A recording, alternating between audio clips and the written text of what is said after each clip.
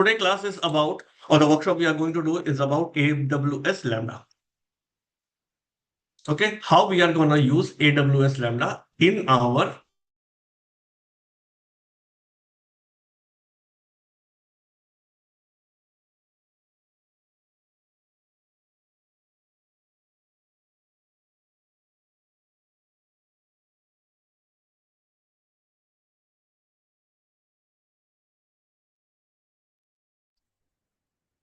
We lost him, or it's just me?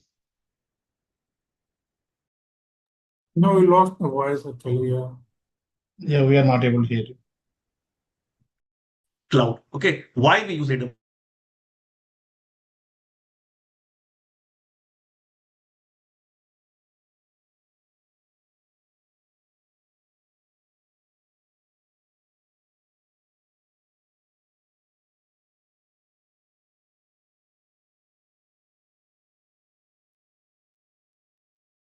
Hope I'm audible, guys. No, I you're not. closed it. It's coming on and off. Can you check again internet connection? Actually, it is Yeah. redirecting. No, my internet connection should be good, but what has happened is why it is going back. I don't want to connect automatically. It's coming now. Why is it coming? Okay. I don't think now there should be a problem. After this, there should not be a problem. It's coming fine. Yeah. Now there should not be a problem. Okay. Fine. Okay. So what I was telling that today we are going to discuss about AWS Lambda. We are going to see why we are going to need AWS Lambda. Why did cloud introduce this service to us? To understand any service, you first need to understand why you need that particular service. So before that, first we'll see all the supporting tasks. Okay. Why can't we able to perform that same task using those supporting actors? Okay. Then only the final hero will gonna enter, who is that AWS Lambda. Okay. That is the whole session about. Okay. So let us start our session. And before that, let me introduce myself to you.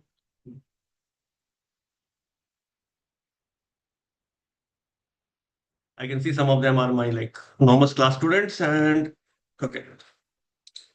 So yes, so my name is Abhijit Kumar. I have a total experience of 13 years. I have done my BTech from VIT Vellore, MTech from IT Delhi. Okay, I worked in organizations like Bank of America, Goldman.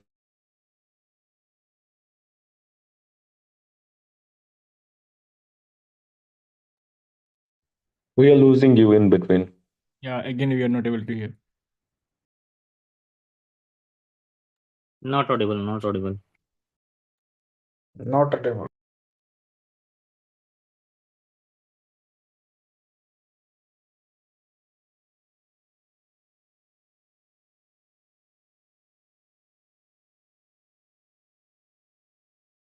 State Bank of India as a government employee. I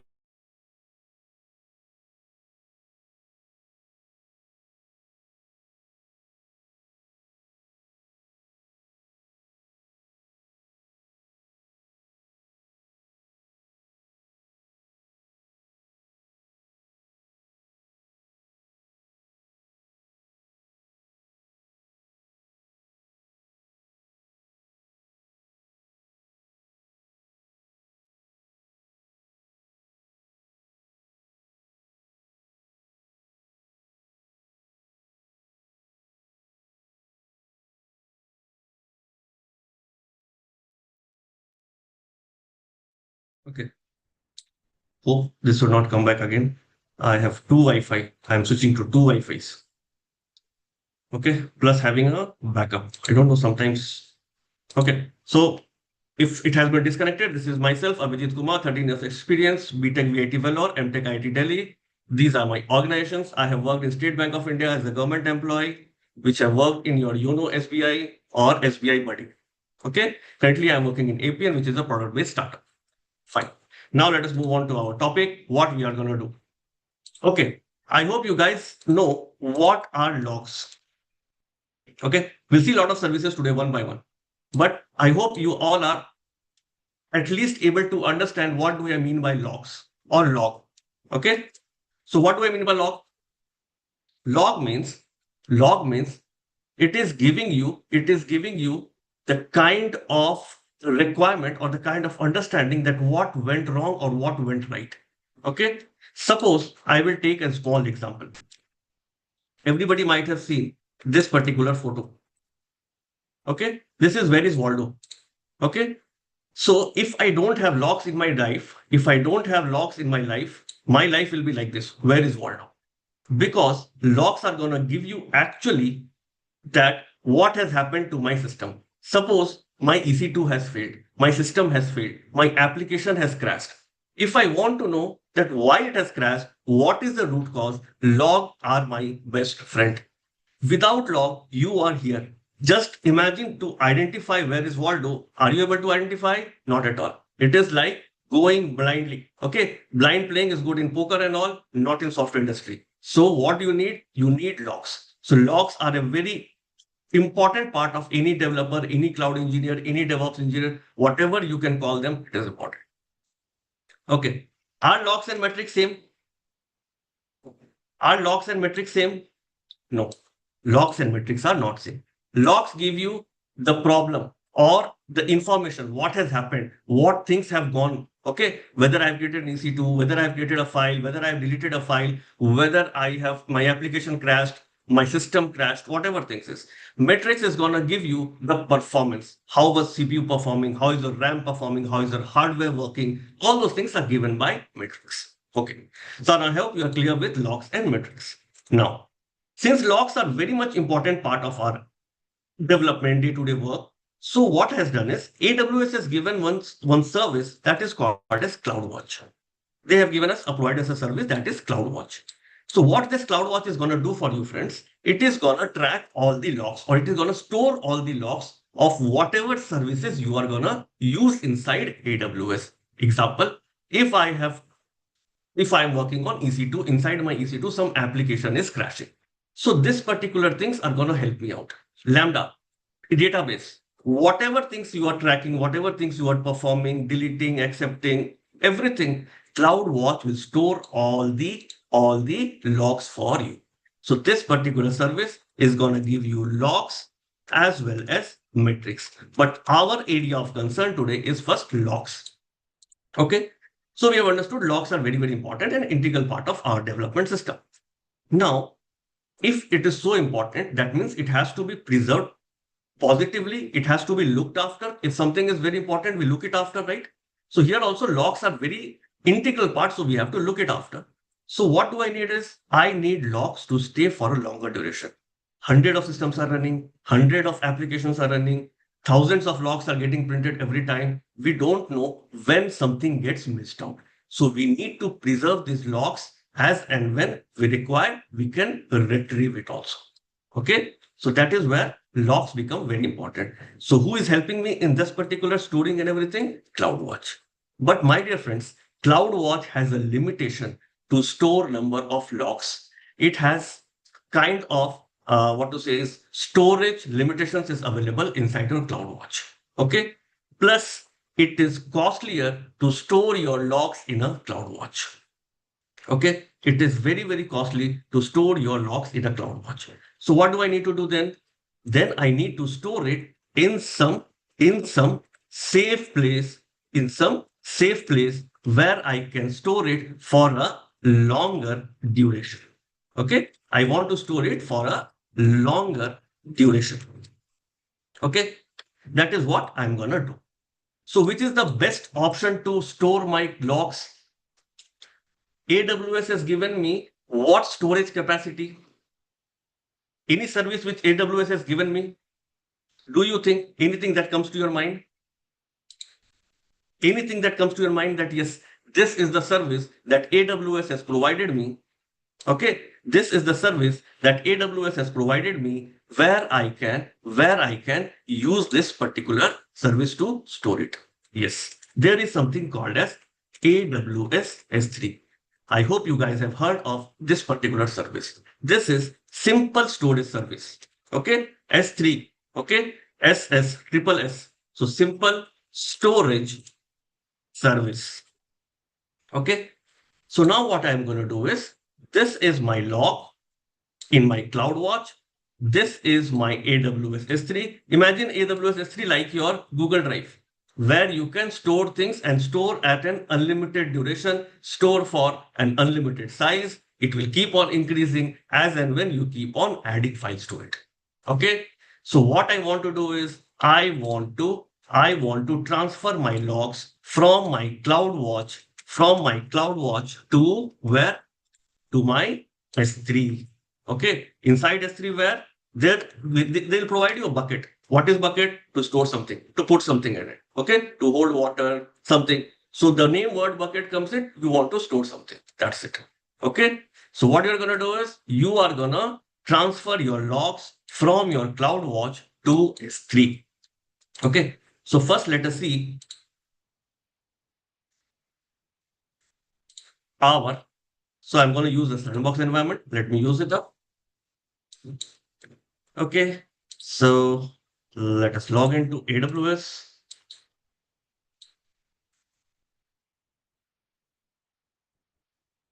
Fine. Now let me go to CloudWatch. The name itself will tell you everything. Watching the clouds. Okay. In the form of metrics, in the form of logs. So you have two things here. One is logs, one is metrics. Logs, now you guys have understood it. Okay. So if you come here, you will see inside this by default, they have given some logs for us. Okay. You go inside, you will find all the logs, what has happened, what is created, what is destroyed. That's it. Okay. Since I have no other service for me, there is no other log groups. So what I'm going to do, friends, I am going to create some service, kind of a database service. Are you guys aware of database service? AWS RDS.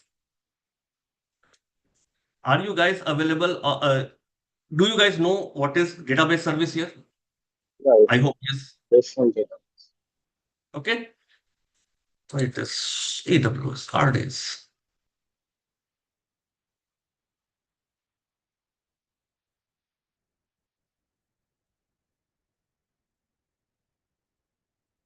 Okay. So I am going to use AWS RDS service, which is the database service provided by your AWS Cloud. Why we need this service? This service is a platform as a service provided. You have two options available, friends. One option is I will go ahead, create an empty virtual machine or an EC2, that is your server. Inside this particular machine, I will install my database server. If I need MySQL, I will install MySQL, SQL Server, whatever I want, I will install it. Okay. And on top of that, I will create my database, I will create my table, and I will start working. Problem here is that you have to maintain everything. Maintaining this EC2 is your problem. Updating the software is your problem. Installing all the software related to MySQL is your problem. Patching is your problem. You are only going to get an empty field. If you want to understand a little bit in a quick term, if you want to play cricket, you are going to rent a playground.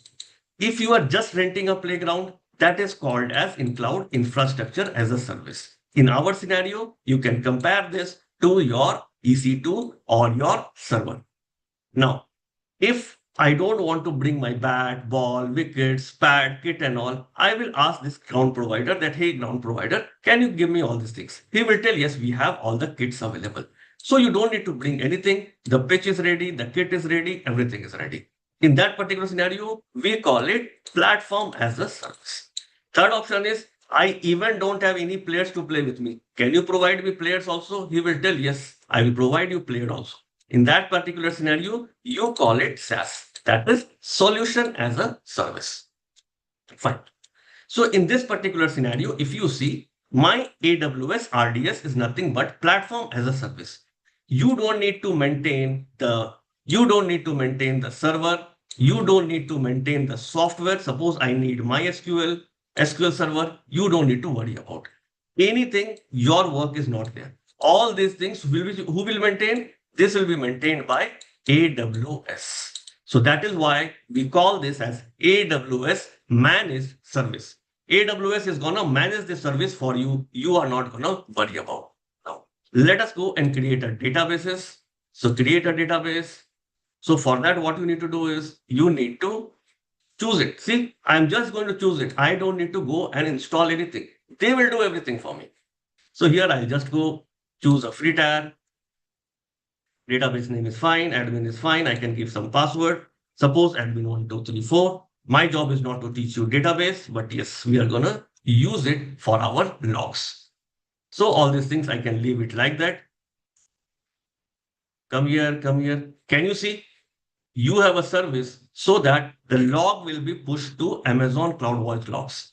Now, my dear friends, if I create an EC2, if I create a normal EC2, deploy an application, will that logs will be pushed to CloudWatch? Tell me yes or no. In the meantime, No. will that log be pushed to CloudWatch? I think you need to do some configuration. Okay, good. Why? It is an AWS service, right? They should have used it. Okay, by default, they should have given me right here. Suppose I have spinned up an EC2. Everybody knows what an EC2 is, right? Server. Server is nothing but computer. Okay, this is my dabba. This is a box computer. If you don't know what a server is, similarly, imagine this is a box, your computer. On this, you have hardware, you have OS, and you have your application. A plain dabba for you. That's it, my dear friend. Nothing more than that. Okay, fine. So that is where EC2 is about. Okay, it is just like this, a proper box for you. Fine. Now, if I create an EC2, will I get a log group here? This database will take some time, 5-10 minutes. Okay, let's not worry on that. So, in the meantime, do you think if I create an EC2, will the log group come here? No. No. But it is an AWS service, right? Why they are not giving it? I'm again not teaching you EC2. I am just going to, in the meantime, it is being created. We will just do it.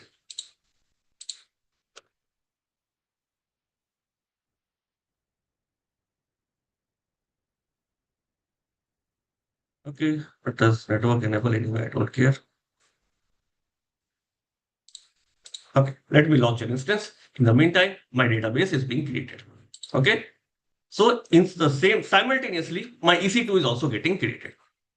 Okay, so here what I will do is I'll just go here, try to connect it, all these things. I hope you know all these things. Okay, these are very basic things. Let me allow so that people can access it. I want to access it as a developer. So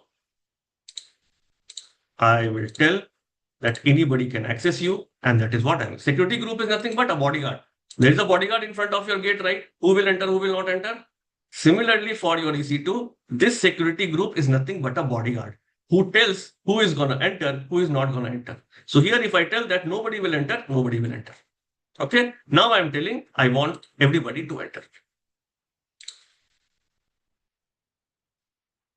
Okay, so in the meantime, let it get created. It will take another couple of minutes. Generally, you should create. I have created an EC2. Let me switch to a sudo user. Okay, let me install something. If I do some install, it should log in, right? Something should happen. Yum install. Suppose I am installing Git example. I'm installing a Git. So if I install a Git, should it reflect here or not? Where is my log group? Let us go to CloudWatch. Whatever I am doing inside my server, should AWS track it or not and give me? I'm clear with my question. Can you see that database has logged something? Everybody? There was nothing before, but now database has the log. CloudWatch has started tracking your logs for your database. Same way I created an EC2, right? I installed a lot of things. Are you able to see anything? Let me refresh it. Nothing. Why? Because your AWS RDS or this database service is platform as a service. You don't need to worry about anything. Your logging, your metrics, your performance, a lot of reports will be self-generated for you. Here, everything you need to do. Remember, you need to bring your own bat, ball, wicket, kids, pad, whatever you think of, you need to bring it. So that is why by default, even if you create a server, that will not be pushed here itself. Okay. You need to do some configuration. That is called as CloudWatch agent. That is not that is not the session that we are up to today. Fine. Now let us come. This particular log group is available here. But this log group will keep on increasing in size, which will keep on keeping me cost. Plus, CloudWatch has a limitations to hold this particular log for you. So I need to transfer it to a place where it is safe. Even after 6 months, I want, hey, Abhijit, please bring me this particular log group. What happened on that particular day? You should be able to supply me that. That is the ultimate goal. And that is what we have also implemented in our project also. Fine. So my job here is to push the logs from CloudWatch to S3 bucket. Options are available.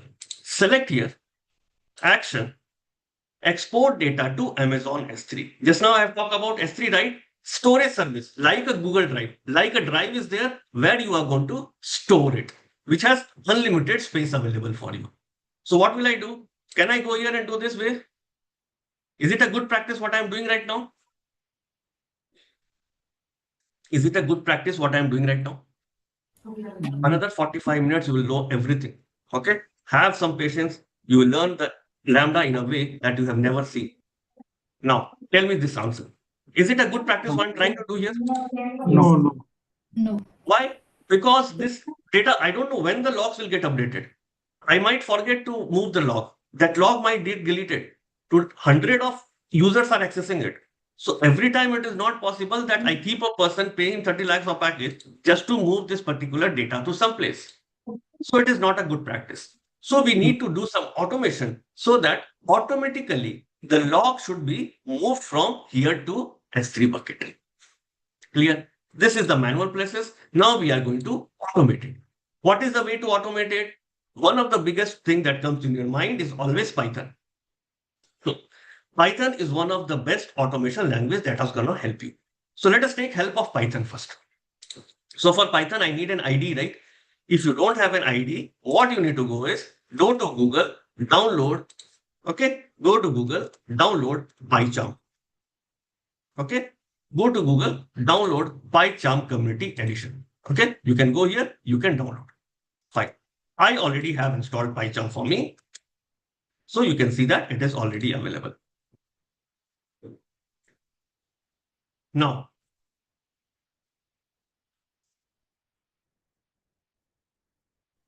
let me create a new project. Let me create a new project. Okay. Suppose this is project 2 by default I have created. Let me create it. Okay. So I've created a new project inside my PyCharm. There's nothing very new in this. We have just done it. Okay. So inside this particular project, I'm going to create a Python file. That Python file, I will name it, suppose, CloudWatch, or let me name it Lambda. There's nothing related with Lambda right now. Okay. Just I'm giving it the name. So I have created a file that is lambda.py. Okay. Manual thing. I am not happy. My company is not happy and nobody wants it. Nobody wants to pay somebody just to move the files from here to there. So we will implement automation. So how can I implement automation first of all? How is it possible that Python will work with your Lambda or AWS? Is it possible that Python will connect to your AWS? Is it possible? Is it possible that Python will connect to your AWS? No. Either yes or no. Two options only will be available for you. Either yes or no. That's it. Yes. Yes. It is possible. Yes. Definitely it is possible. That is how we are able to do automation. Okay. Now, how to do it? Normally, I can go to Google console and I am giving my user ID and password. That is how I am entering it. How will, if I write some code here, how will that code go and connect with cloud, AWS, and create a resource inside that or do some action inside that? How is it possible? It is possible based on two things. One is your access key, another is your secret key. These two have been given for you so that you can connect from outside world to your AWS. So shall I connect first or shall I write the code first? Let us first connect it. Okay, how to connect it? Go to your command prompt. Here, just type AWS configure. That means you are configuring your AWS from your local system. When you do AWS configure, it will ask you a access key ID. By default, I have this access key ID. From where I am getting this? From where it is picking up this? AWS console. Very good. AWS. Okay, good. So this PC, where is my file? C users Abhijit Kumar. So let me go to C. Let me go to users. Let me go to Abhijit Kumar. Inside this, you guys will find a folder that is .aws. Open this particular folder. Inside this, can you see some credentials is there? Open that credential. Get a feel of it, why things are happening.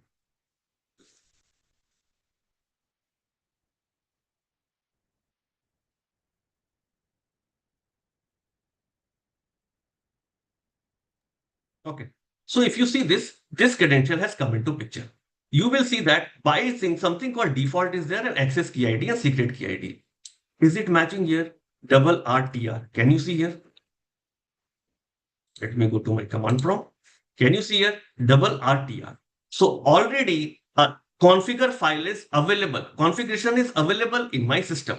From there, it is picking this. If it is not available, it will create a file for you. And whatever you are entering, it will enter like it has done for me. This is for the root user, the default admin user. If you want to do for a specific user, can you see Tony, Kohli, John, all these users are available. If I want to log in, ask them to log in, they need to use these credentials. Fine. So what I need to do, now it has changed. Now my cloud is something different. So I need to change my access key ID. I will go here, change it. Then what it is asking? Secret access key. Again, go here and check it out. You go here. Where is that? Credentials. So here something EFR, something is there. If you see here, something EFR is there. Okay. So I don't need that. I need my new secret key so that it will log in into this particular AWS. So come here, present it. Region by default, I have given something that is US East 1. This is also being picked. Where it is being picked, now you guys should be able to answer it. There is an option called as config. Here, if you see, for default user, that is root user, what is the region? US East 1. And what is output? JSON. Same thing, by default, it is picking. If you want to change it. I don't want to change it. So my configuration is done. Okay, now Python will be able to use your system configuration and will be able to connect to your laptop. Now, how to write the code? Where to start? Where is this? This is Google Cloud. Okay.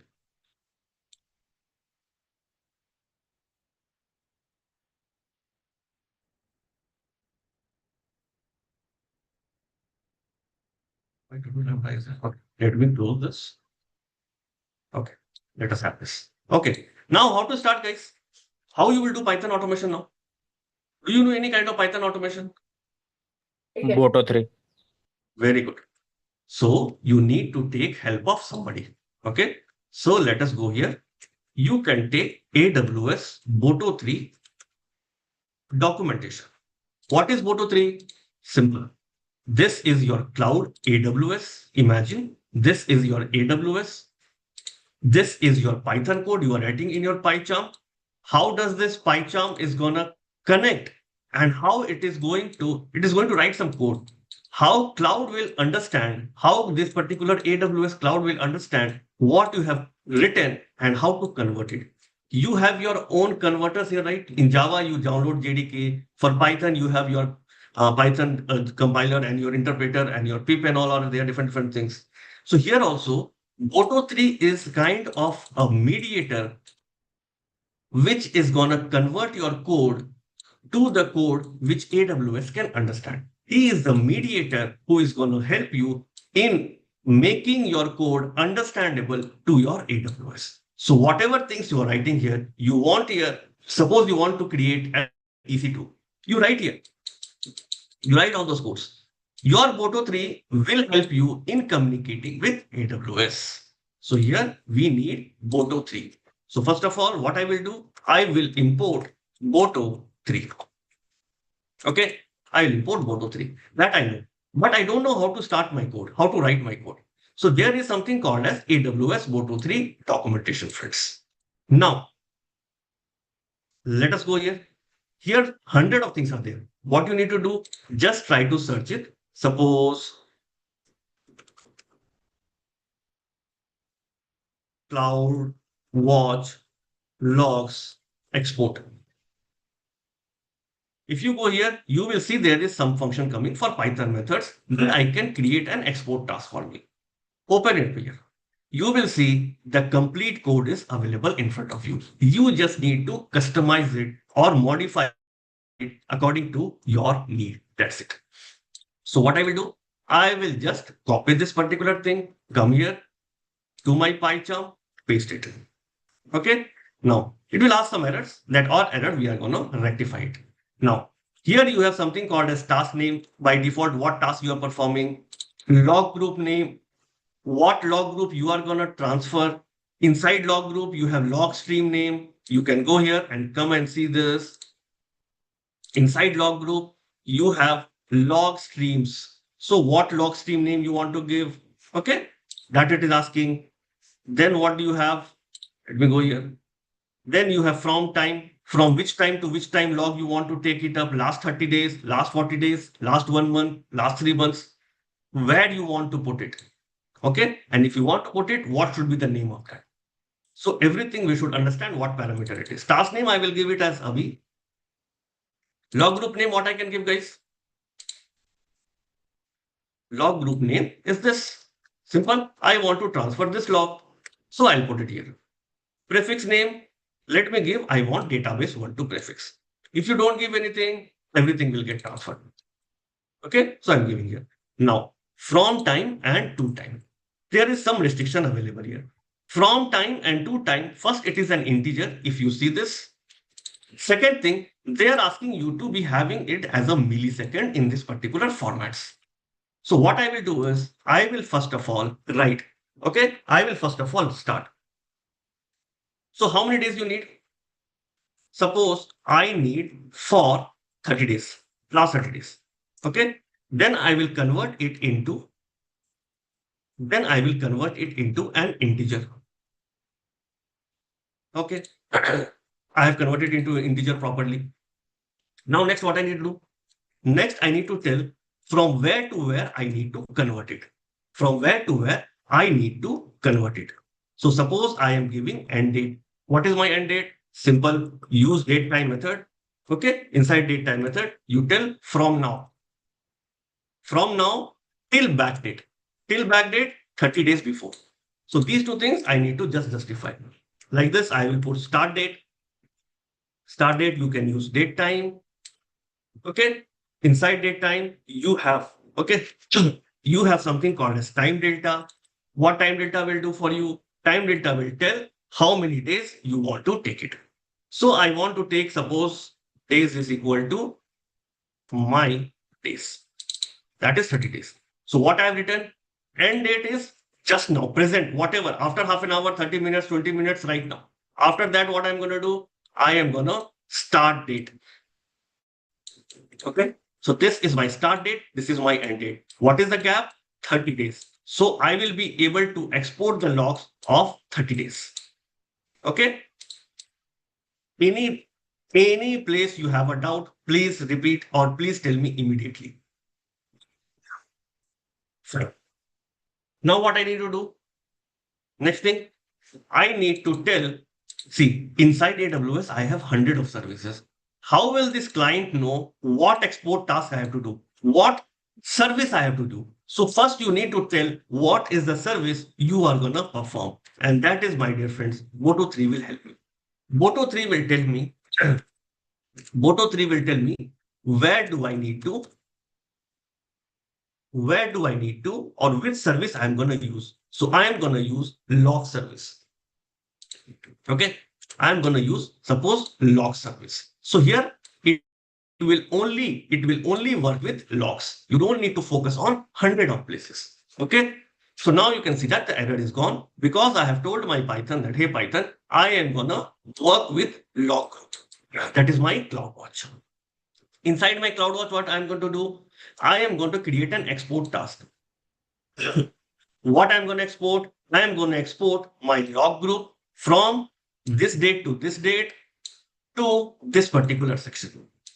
Now, let us come to destination. Where do I want to push it, guys? Where do I need to push it? I'm just sorry for interrupt. So logs Yeah. is just service name or how it is? What you're mentioning? What? This Logs one. is, yeah, this is service name or how it is? It's a Service string. name. Service name. It is a proper service name. Okay. So If what you the, want to work with EC2, you have to tell EC2. okay. Okay. Yeah. If you want to work with whatever service, you have to first inform that I want to connect to that particular service. Until you connect to that particular service, then only you can do something, right? You can speak to him. Here we are speaking to that service. Okay. So for Java also we can use this Boto3. How? Java For ID Java, what also is the same required process. library we have to connect to the AWS, sir? Yes. I will tell you. Wait for Okay. that's what. Till now we have not got I'm not resolved the error. So Oh, sure. I'm just writing the code. Still, you can see that you are getting the error. Okay. So we will do that. Another 5 minutes, we will do it. Fine. Abhi, one question. But Abhi, Yeah. Hello. Yeah, tell me. to connect to Yeah. a Boto client, right? We will provide the access key, Yes, I provided the right to region. command prompt. I did right. And your Python is going to pick from where? Your AWS. Okay. Your Python is going to pick from that particular file what is the access key, what is the security key, everything it is going to pick for you. That is why I configured, right? But in the Python, we don't have to specify anything. You don't need to specify anything. If your system is configured, if you have that .aws file with correct access key and secret key, Python Boto3 will be smart enough to pick it. Is it Okay. in the class path that Python is going to find it out? What? Is it in the class path that Python is automatically find it out where the AWS that we Yeah, need that to is why. put it? Yes. So that is why we use Python for automation in cloud. That is why whenever somebody asks you that, hey, you want to learn cloud, please learn Python. Why? Because it is very much compatible with your AWS or your cloud. Okay. And Abhi, You one don't need to minute. specify 100 of things. So we are only connecting to get the logs right now, right, Abhi? That's what we are doing, right? First, we are connecting to the logs. Inside log, I am telling them this is the log and please move the log from this place to this place. I am creating an export task. I am exporting something. What I am exporting? I am exporting the log from my log group, that is my CloudWatch, to this particular place. This place is currently my S3. Okay. Yeah, one Great, more everybody. thing. Fine.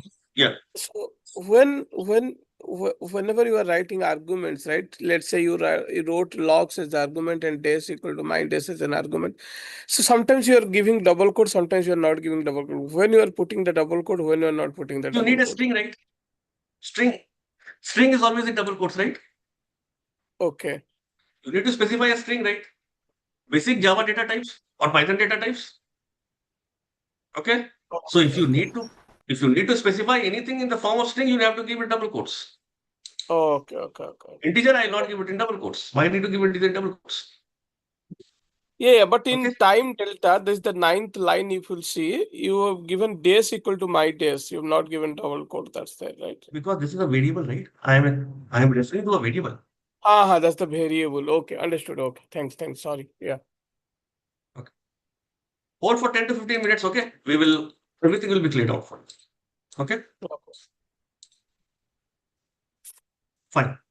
So what I'm doing step by step, that is why I'm doing. Okay. What I have done, I have included my Python for my automation part. Okay. For my Python, I'm going to connect to my CloudWatch. This will help me in connecting. Who is helping me in connecting? Boto3. And then what it is going to do, I am going to create an export task where I am going to export my logs from this particular place to destination. Destination I have not yet defined. Let us go ahead and define the destination. So let us go ahead. Destination is nothing but your S3 bucket. Okay. Let me create a bucket for you where to dump something. Okay. Suppose I will put this bucket name should be unique. Something I'll put. Okay. ABHISHOK or something. I will clip here that people can access. I want people to access my buckets. Okay. And I acknowledge that, yes, I am okay that people is accessing my bucket.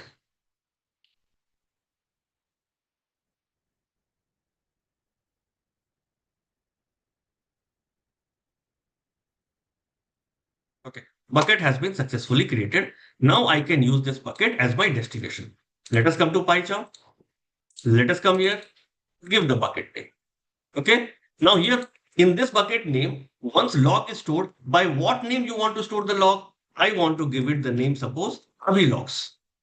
Okay. So inside my bucket, when the logs will be stored, they will be stored inside a folder. That folder name will be Abhi logs. Now all the parameters are clear for you. What we have done, we have connected to your client. Then what is my client? Client is CloudWatch. I'm asking the CloudWatch that, hey, I want to export something. What do I want to export? I want to export this particular log group, which has a log and name as database. Last 30 days, I want to export the logs. What is my destination? Where I want to export? If you want to export, somebody will be there to import it, right? It can't happen one-way directional. So here I'm going to put it in my S3 bucket, and my S3 bucket folder is this. Fine. Now, Boto 3 itself is giving me a problem because Boto 3 have we installed any Boto 3 right now? Have you installed it? If I want to use Java, something .NET or whatever I'm using React, right, for frontend. In Java, I'm using Maven, Spring Boot, whatever. So that library needs to be installed in this particular project. So what I'm going to do, easy way, go here, go to settings. Okay. Go to, suppose you can go to Python project, go to Python interpreter, add it, go to Boto 3. You can see here Boto 3, install this particular package. It will take, I think, maximum 30 seconds to 45 seconds. It should get installed. Okay. Once it is getting installed, you will get message as it is installed. So this is what you need to incorporate inside your project. Okay. Installed properly.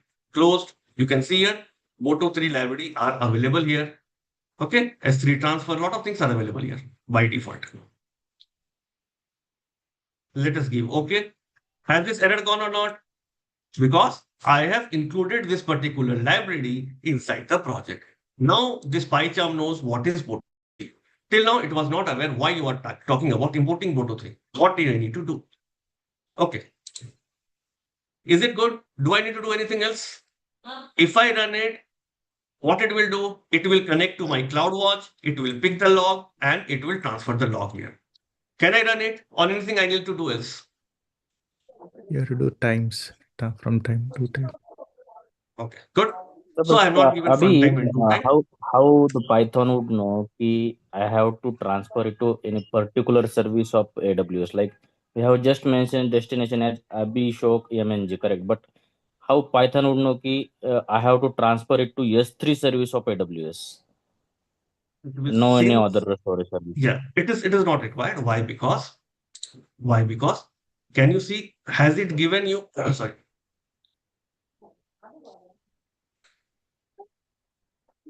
The code itself, the create task, export task itself knows that you need to give what S3 bucket name only.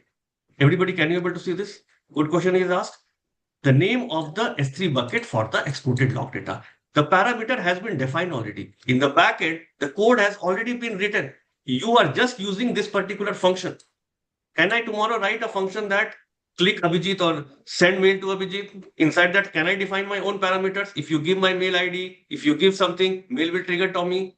Similarly, here also, they have by default given you that whatever you are specifying, it should be an S3 bucket. Otherwise, it will give you an error that your parameter is wrong. Okay. In the backend, S3 is already configured. Got it. Yes, you can see it right here. The name of S3 bucket.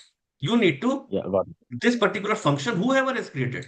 For now, AWS and Boto 3, they have combinedly, they have done it. Okay. But Boto 3, whatever he has done is, he has already given all this particular thing in the backend. That is, this will go to backend S3 service only.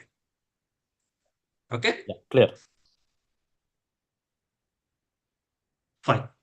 Now, But we have not again, defined which user I'm using to do this task, right? So cloud user or Python user, some username so that corresponding can you see? access key can be used.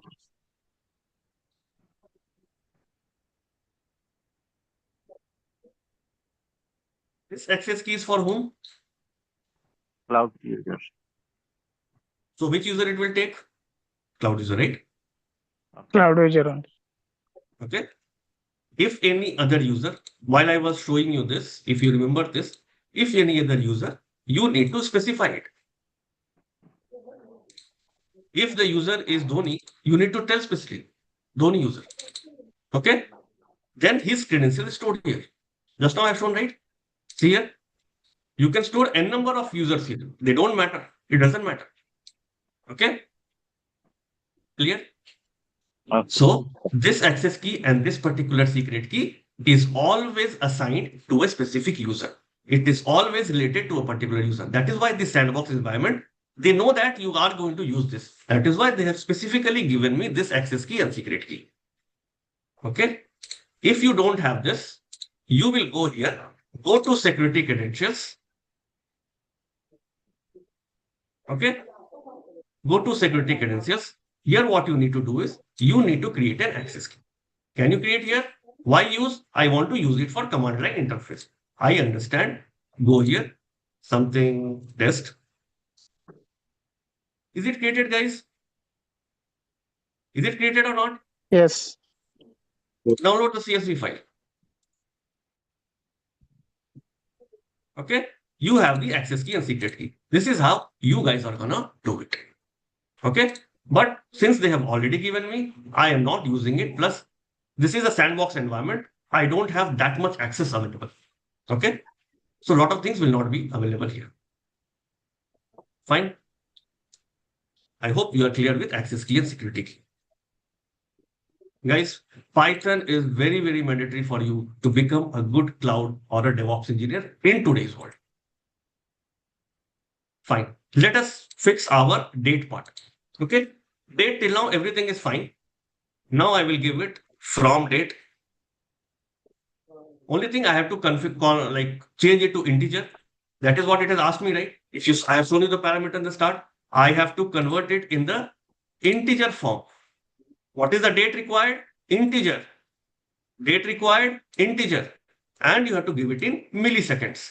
Let me convert to integer. Converting to integer, I will have start date. Let me use start date. And let me get that. Why it is not giving me suggestions? I opened correctly, right? Import date time, fine. It should give me a suggestion, right? It should have a timestamp. In spelling wrong. Oh, I have done one small mistake, right? Start date has to be 30 days from there. Okay. Start date has to be 30 days from there. Sorry. I have to give here this. Okay. Now I think it should work fine for me. Yeah. Okay. Now I'm able to get the timestamp. Okay. Now this timestamp I have to convert to milliseconds. Simple, right? If you want to convert to milliseconds, simple mathematics, multiply into 1000, done for you. Second thing, what is that? To date. So to date, what I need to do? I need to convert it into integer. Inside integer, I need to give my end date. Okay.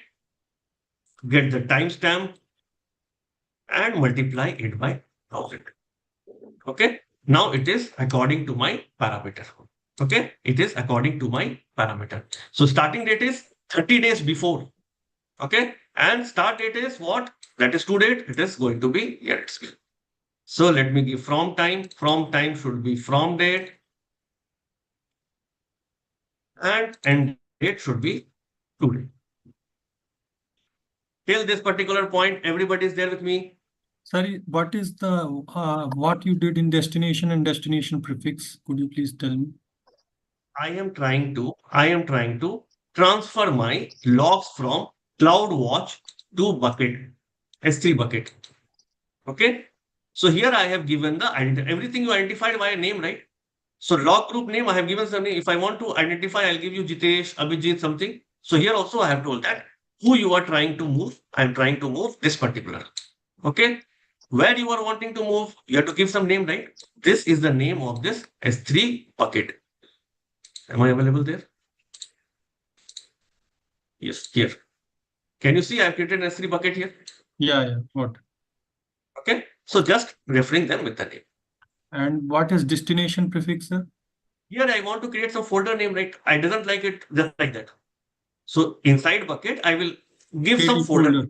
Yeah. So it will create a folder name Abhi logs. In that logs, it will pull all the logs from your CloudWatch. Yeah, got it. Thank you. Okay. Now if I run, will I get everything clearly? Anything else I need to do? My code is correct, right? Let us try.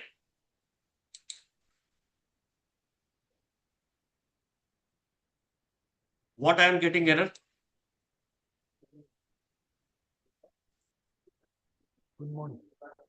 If let me copy this entire.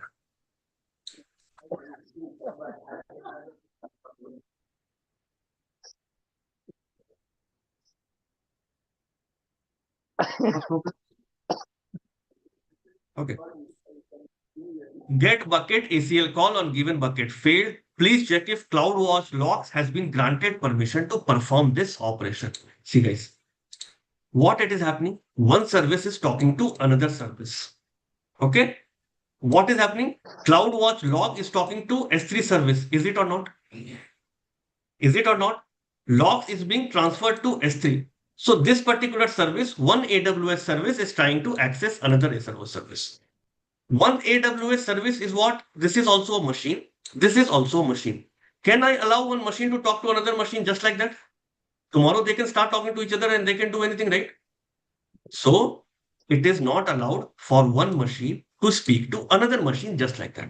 You need to provide or you need to tell him, this particular machine, that yes, somebody from logs or somebody service called as CloudWatch will access you or will try to export the logs to you. So you should allow him, you should make him, or it should be understood that yes, he is being given permission to dispatch his logs from here to here.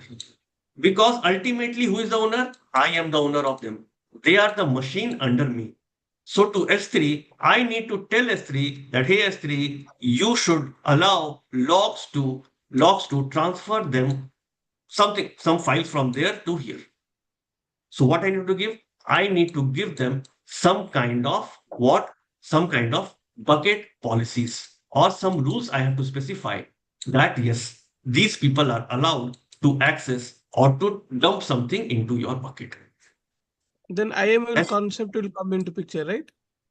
Yes, IAM concept will come into picture. Yes. Okay, so you can define that policy. Here we are calling from one service to other service, means one API is calling to other API, right? Simple. Yes. Okay. Okay. But in the layman term, always understand one machine. This is a machine. This is a machine. Now, see, till now, I am accessing everything. S3, I am creating. Moving, I am doing. But now, who is doing it? Directly, this is going to this. Automation means it is automatically going to move from one place to another. So, you need to define some policies for them. You need to define some rule for them. So, let us go and define some rules here. Go to permission inside your S3 bucket. Tell that particular bucket policy that, hey, bucket, these are the resources or this is what going to happen to you. Please allow these things here. Okay. So here what we are going to do is let me add a statement here. Okay. So version and all by default it will take. This you can give anything name you want. It is your choice that yes, I am going to upload. Okay. Statement identification. It is a normal term. Okay. Now, effect I have given allow. Okay. That please allow. What you want to allow? What you want to allow? First, you allow whom? Let me give the principal name. Inside principal, you need to define the service. Who is gonna access you? So service, I am gonna tell that yes, logs is gonna access. Which log? US East -1 log is gonna access you. So logs dot. Sorry, spelling of service is wrong. I think it will cause problem later. Yeah. Service. Okay. Logs dot. Okay. US -East -1. And who is that inside? That is Amazon. That is Amazon AWS.com. Okay. Which service is gonna, which service you are gonna allow? I am going to allow log service. Of which region? Of this particular region. Okay. Now I am going to allow. Good. Very good. What action you want them to perform? First action I want them to perform is, okay, first action I want them to perform is, I can go here, choose S3. Here you can choose anything from here, okay? All the services will available. You don't, if you don't know how to type also, you can choose anything from here. I want to get bucket list. Yes. Get bucket ACL. Why I'm taking this particular service? See, first of all, your CloudWatch will go and check whether they have given me any permission to access it also. First, it is gonna check that ACL. In the ACL, if you remember, I have given anybody can access it. So it will check that yes, we are allowed to access, first of all. Okay. Now, second thing, after they have done this particular part, okay, after they have done this particular part, what I need to define? I need to define the resource. This is the resource. Which resource I'm going to work upon? I'm going to work upon this particular resource. Okay. So now logs, CloudWatch is able to, first it is verifying whether I am able to access this particular, resource or not. Then only it will try to access. Here itself, it will fail. It will not move forward. So first thing first, if it is checking that I have permission or not to access it, then it will give the permission to access anything. Fine. I have given everything correctly, right? Yeah.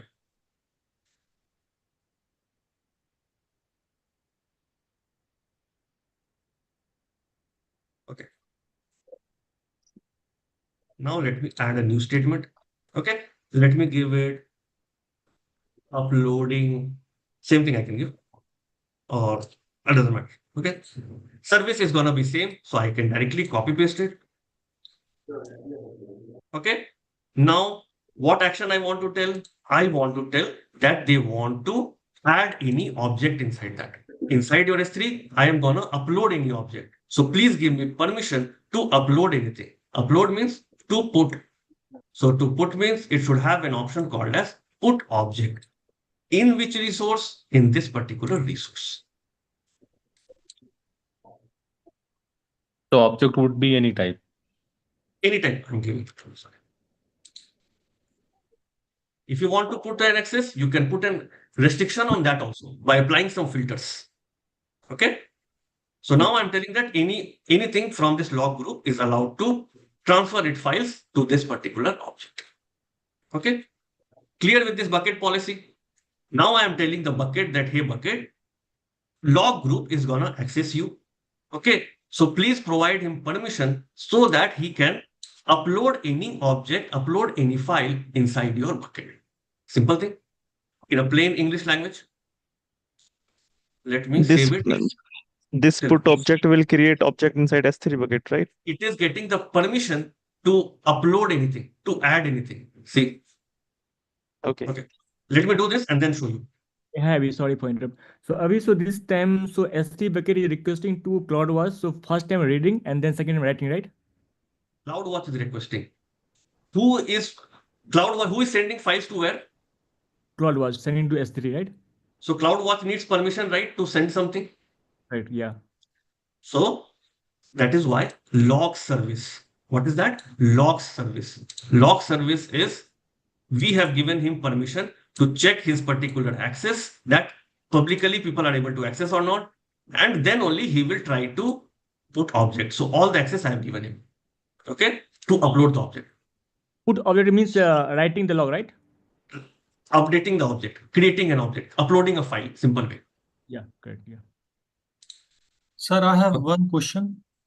Tell me. For example, in line 18, you said seed equal to uploading. So is there like when this is like a string, okay? So like give any is name. it You is want it does Abhijit, it give matter? Abhijit. Abhijit, give anything. Doesn't matter Okay, anything. it doesn't. Oh, yeah. Okay. It is identification. I'm identifying you with Jitesh, right? You identify with Abhijit. So this is identification of this particular rule. That's it. And in line 22, for example, you wrote affect equal to allow. So my question was like, is it important to like in a particular way, or we can simply like everything in small letter allow and it will also work? No, this is all specific to the like all syntax. Okay. We have the syntax will be checked. If any problem will be there, you will get the error here. Okay. It's a JSON file. You all know what a JSON file is, right? Key value pair. Yeah. What is key? This is key. This is your value. Yeah. Key value. Which resource I am asking the access on? This resource. This resource. Okay. My log group is asking me, and I am providing that access to log group because I am the ultimate owner of both the resources.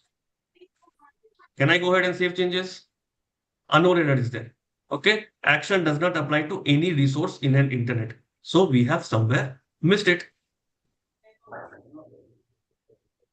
So S3 is perfect. Let me put it.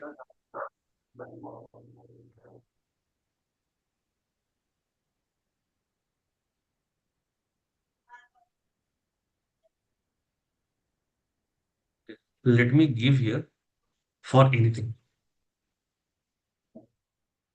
Okay. Anything should come. Now let me see.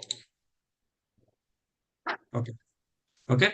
It was asking me that what resource, please filter out of me. So I have told them that anything. Star means anything. Anything is coming, you take it up. Okay. So what I'm going to do inside this, is it like if you want upload something. So for this, I need some access, right? Since I am the owner, I am getting the access. But log group doesn't have that access. So I have given him the access that you go ahead and you are able to do these particular files. Clear, everybody? Okay. Now can I try? Now can I try? Let us see. Yes. This means it is successfully done. Now let us go and see whether something has happened or not. Created, right? Folder? Which folder created? Avilogs. Avilogs. Inside Avilogs, can you see here? You can see that it is created, right? It is writing whatever logs are available there. Okay. Now, with what user we are accessing the logs service? this user, right? I have configured this user in the starting only, right? Can you see? Okay. And I'm showing you everything. Okay. Yes. See the user. From where Python is picking it? From this file. See? Can you see this? Yes. It is being written in your system itself. From there, the Python is able to pick, yes, this secret key, access key. Based on that particular secret key and access key, it is able to connect to your which service? Log service. And then it is able to perform the action. What action?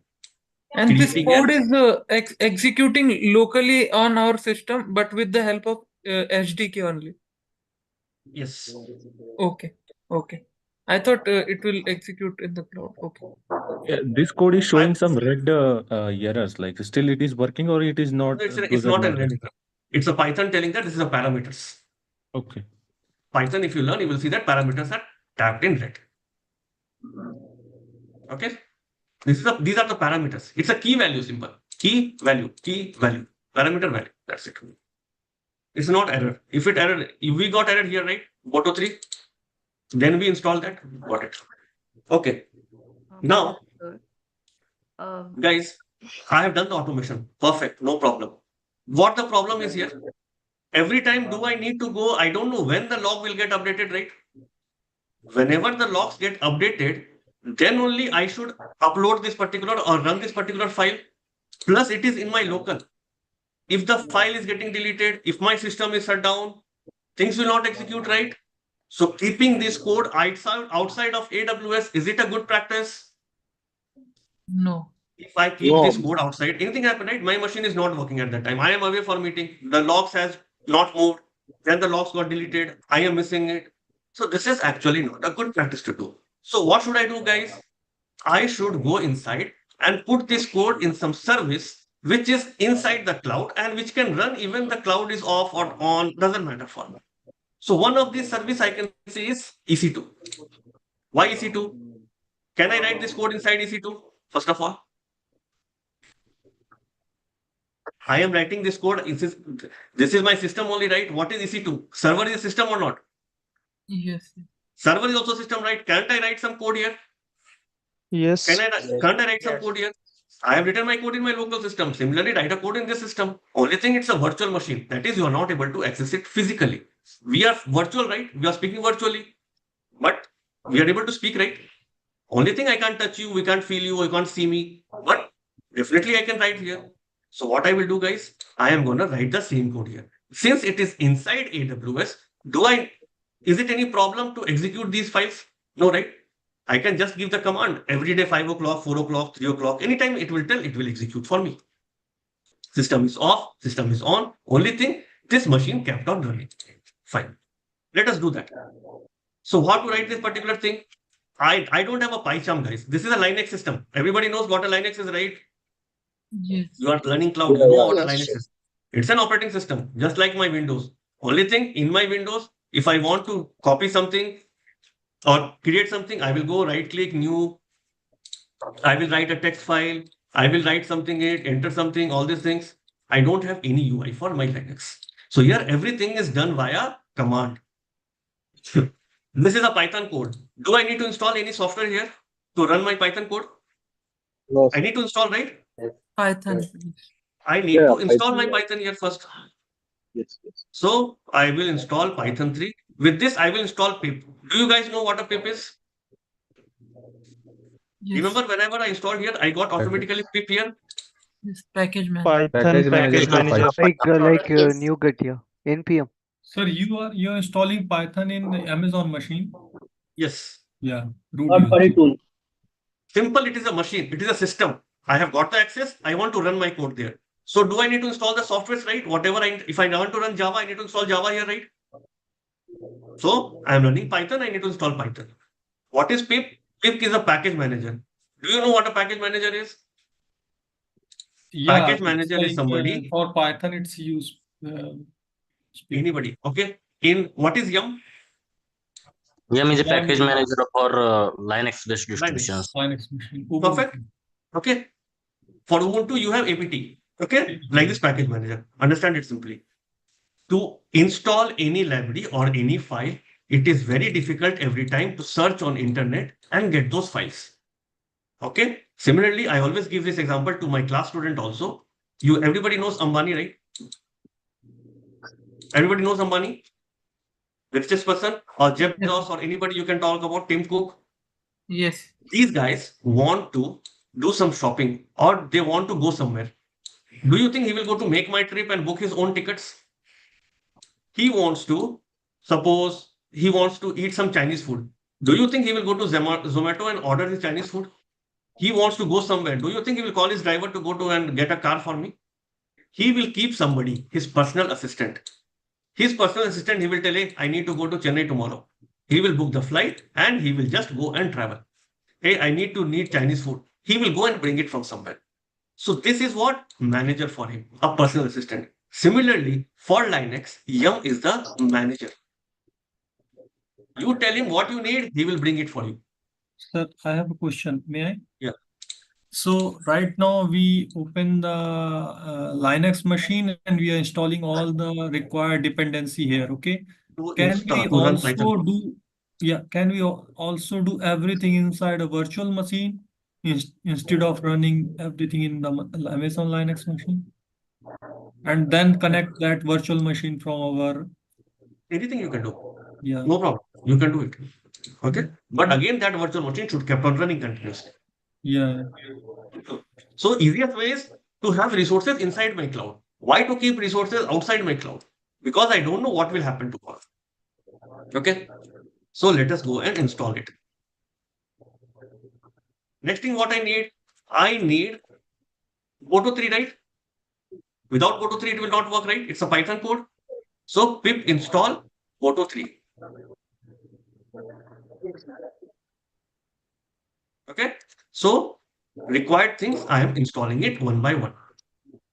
Now, next thing what I need to do, last thing I need to write the code, right? Code is already written for me. So Okay. date time also we need. By default, datetime should be installed. If not, they will ask me. A lot of things are installed by default here. If not, we will install it, right? No problem. Okay, fine. I think we also need to configure the credentials, right? AWS. Yeah, we will come to that. Okay, we'll come to that. I have a question. When we already install the log file in S3 buckets, so why we need this thing? All these Because things. you understand first, that is what we are going step by step. Here, what is the challenge of writing in my local system? Hard coding. I am hard coding is plus 24 hours. Can I execute my system? Sometimes my system can be shut down, right? Yeah. I don't know. I am working on 100 of other things. This file might get deleted, right? Is it a good practice? Yeah. So it is always good to have things inside your AWS. Inside your AWS, what is the machine I can use? EC2, right? Same machine, what I have written down outside. Now let me go to this one. Let me delete this. Otherwise, we will not understand, right? Whether it is So worked or you not. are saying, for example, we will create virtual machine. We can create like a Python code in local machine. We can copy that code and we can create a Python file in our Amazon machine, and we can run directly in our Amazon machine and connect that with our S3 bucket. That's what we are doing. Yes. I want to keep my code inside or I want to do the automation inside my AWS only. Because outside, I'm not 100% sure because I will be running, things might get weird, anything. So for a local machine, we are only just doing for the checking purpose. Once everything is running, then we will switch to cloud. You can do it from inside also. But yeah, it is good practice to do it from here first.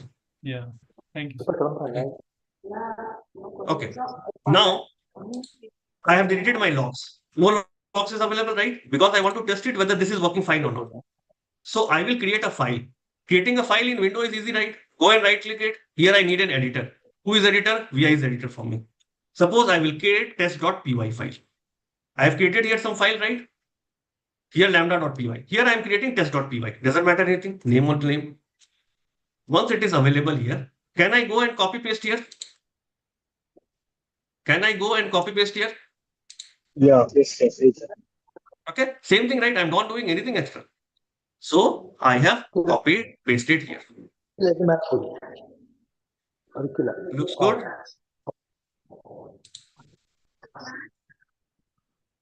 Now let me come here. This rectangle is again coming in your screen. No, now it will not come. Okay. Only for fraction of seconds I want to check. That's why. Okay. Now I have done everything. Can I run this particular code? How to run this particular code? I will tell my Python, hey, run this particular code. I don't have an ID, right? So I need to tell my Python only. It is telling specify a region. But while I was running here, it didn't ask me any region. Why? When I was running here, did it ask me for a region? Before. Before that was we running in our local environment, and now we are running in the cloud. Perfect. Because Here EC2 already is- remember, right? We have already configured by default region is what? US East 1. So it is picking from where? My configuration files. Where from? My configuration files it is already picking. Right? So But inside I have not done any kind of configuration. So what I need to do, I need to mention what region I'm gonna use.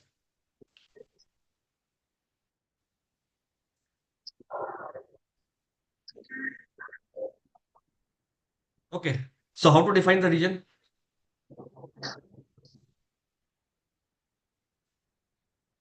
How to define the region? We can simply write reason equal to reason and create object reason equal to our reason name. We can give in a string name. And let me give it US-East -1. Let us check whether this parameter is correct or not. Otherwise, we have some other people, right, to help You us are out. saying USC, it should be US. It will cause problem. I will change it.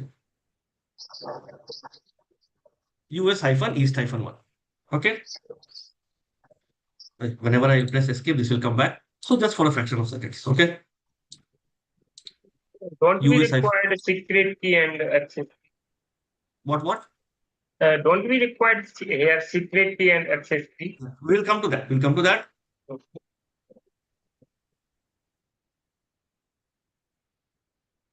Everything I will tell you. Okay. We'll see the problem, then we'll solve that particular problem. Sorry, guys. I need to run that particular file. Now it is telling me unable to locate credential. Why? Here my credential was configured. Now this EC2 is another machine, right? It doesn't know what you are talking about. Who is this log? What is this log? That is what I told. One machine cannot talk to another machine just like that. Okay. So now here what I need to do? I need to do AWS configure, right? Because this AWS configure, remember, it will store in what? In my local system. My local system had all the credentials, right? But do I have that file available here inside this EC2? No, I don't have now those particular files available here, friends. Okay. So what I need to do? Do I need to go and put AWS configure? No, that is not the real time and the correct practice. What you need to do, my dear friend, you have an EC2, you have a machine who is trying to access some resources. One resource is your CloudWatch, one resource is your S3. So you cannot allow one machine inside and give him unlimited potential to do anything. Here, who was controlling it, friends? I was controlling it or not? Who is controlling the execution here? I am controlling it. Here I cannot give my EC2. Somebody voice is coming. Can you click mute yourself, everybody? Rajkumar Ramaswamy, please unmute yourself. Please, yeah. I don't want to unmute you, everybody. Like, so that is why I'm keeping it open. It's better to mute everybody, please. See, this particular EC2, let me take a new one. This particular EC2, my dear friends, is trying to access what, guys? Is trying to access your CloudWatch first. From this CloudWatch, it will pull the logs and it will give to where? It will send it to S3. So actually, it is trying to access two services. When I was writing this code from outside, who was controlling the code, guys? I was controlling it. I had full control over it. Now who has the control over it? EC2 is having the control over it. It is good practice to give the entire control to any machine. That is strictly no. So what you need to provide him some kind of role. You need to make him a human being. Role you provide, right? One actor is into some role. He plays a character of a cricketer. One actor plays a role of somebody kind of a sports person. Okay. Or any boxer, anything. So similarly, I need to tell this particular, or I need to assign a role to this EC2 by telling him that, hey, now you are into this particular role, and this particular role will enable him to access these resources. So this becomes to our next part. That is, let us go inside EC2.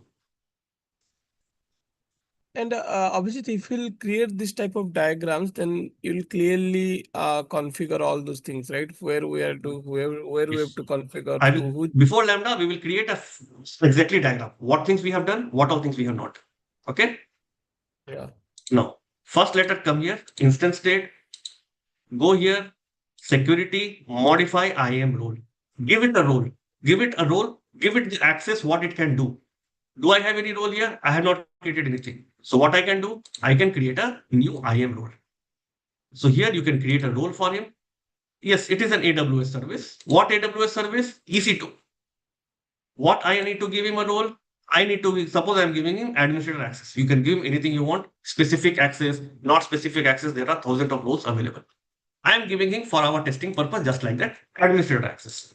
Next, EC2 admin something name I have given. Okay, you can see here policies will be there. What we have done here that time is this.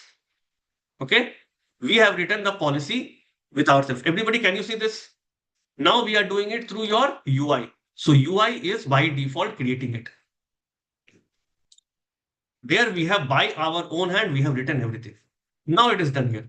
Refresh it, give it a role, update it. Let me refresh it back. Admin updated. Okay, successfully attached. Now let us try back. Executed perfectly, but how can I decide? Let us go here. Let us refresh it.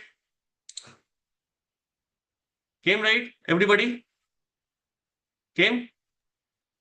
Yeah, yes, sir. Okay. Yes. So the things which we were able to do outside, now we have put our code inside. Inside I needed some machine. So I've used an EC2. For that EC2 wants to talk to other services. I cannot allow him just like that to talk to other services. So I am not giving him AWS configure so that he can access to anything. I want him to access to some specific things. So I will give him a role specifically to that particular thing. Okay. Now, this particular service, CloudWatch logs, can update at any point of time. Now our hero will enter. See here. What was the problem? My problem was, this was my log. This was my S3.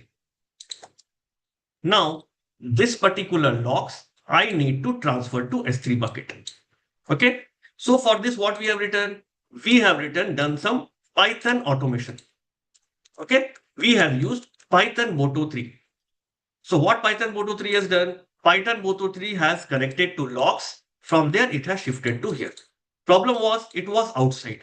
So what we have done? We went inside AWS and we have created the same machine is outside. I have created an inside machine and I have placed my same code here.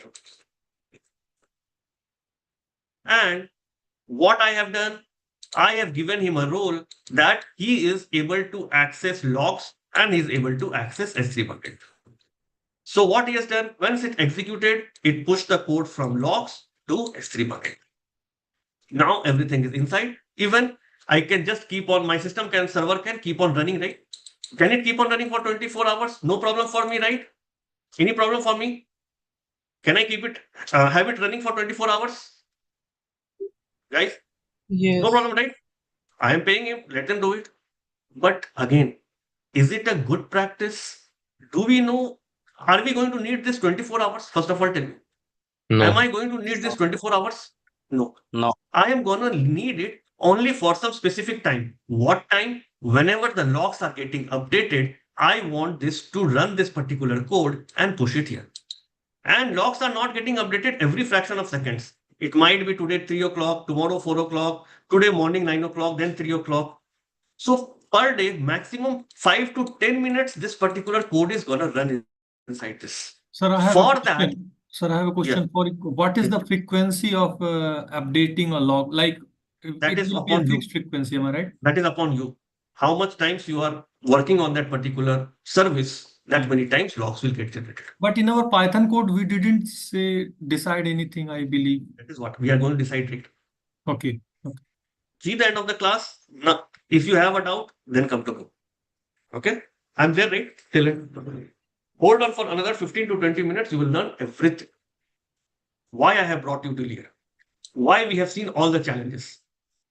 Now, this, do I need to run it 24 hours, guys? No. The code will run maximum per day 5 to 10 minutes. For running 5 to 10 minutes of code, do I need to run my service 24 hours? Do you know how much charge it will come for you monthly? Do you know annually how much you are going to pay? This is not a cost-effective product. So, any cloud engineer, two major important things.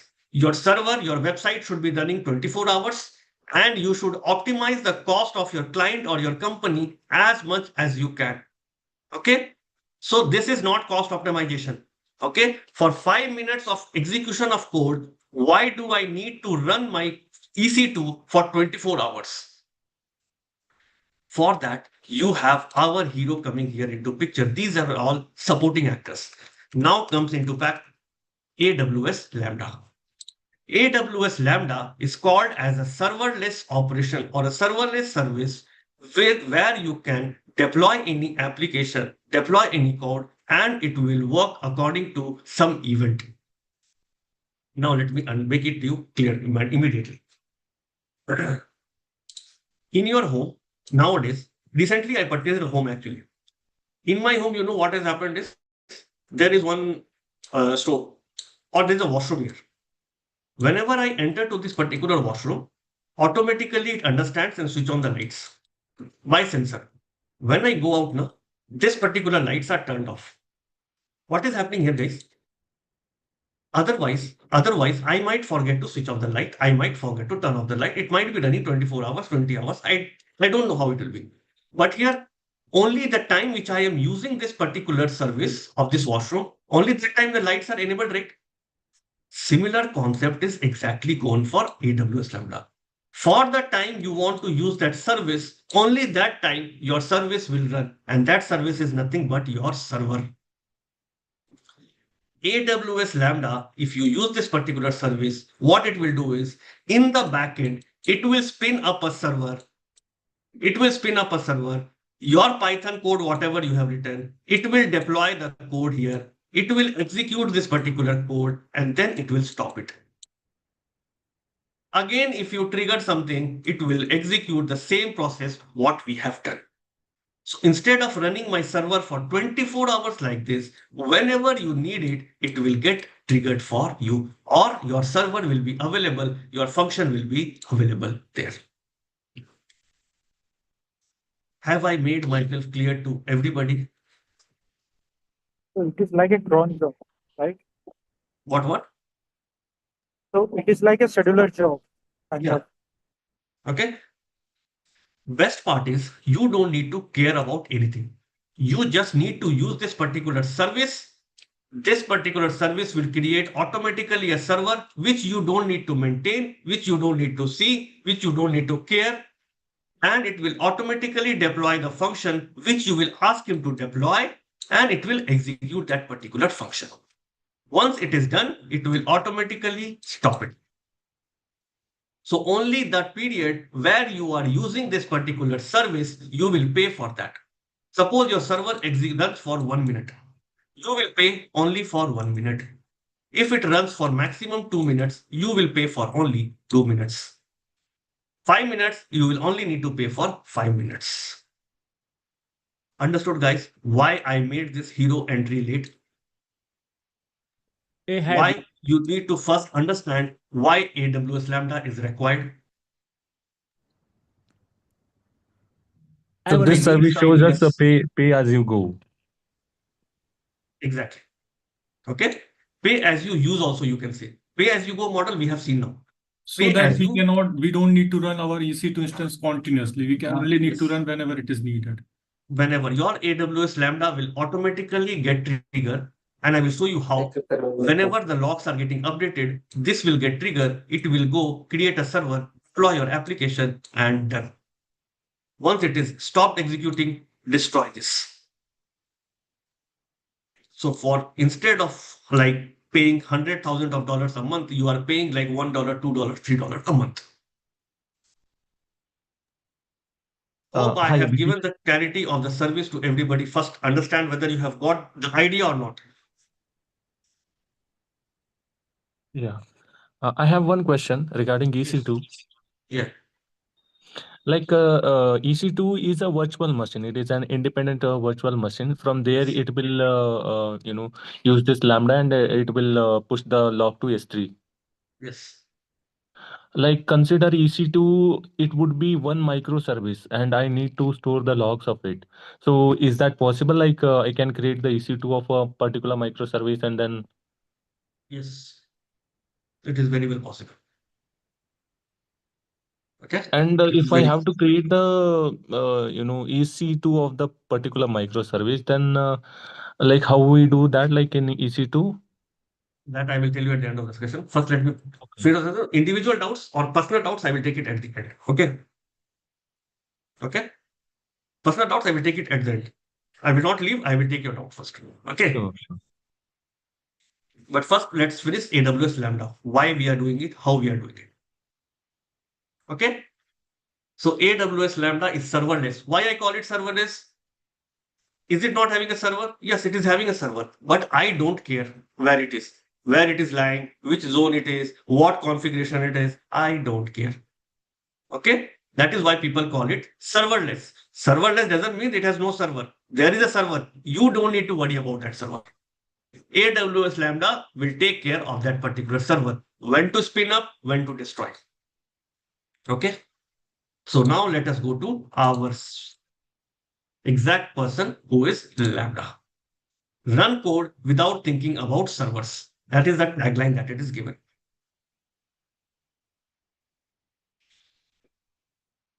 Okay. So I don't need to worry about spinning up a server. I need to worry about creating my application or function. Here, what is this? Can I tell this is kind of a function? Can I wrap it up in a function? So here also, you are going to create a function. Okay. And I'm going to create it from scratch. Name I can give it, suppose my function. Okay. What is my environment? Do I need to install anything now? No. Lambda will do everything for me. I need Python 3.12. Here, what I need to do? I need to install everything on my own. Here, I don't need to do anything. Again, Lambda is one of the service or machine. It wants to talk to another machine. Do I need to give him anything? Yes. I need to give him some role, guys. I need to give him some role. Okay. So I need to create a role. Do I have a role available here? Yes. I need to create again a role. This time the role will be created for whom? Lambda. Lambda is another service which wants to talk to another machine. So I need to give him some role. I need to assign him some role. Suppose I'm giving him this for our testing purpose. Role name, I can give Lambda as admin, and I can just go ahead and create a role. Now come to Lambda, refresh it. Lambda admin is available. Now this particular Lambda, I am giving him the admin access, or you can give him specific access, only to access S3, only to access CloudWatch. Anything you want, you can give him. Let us go and create a function.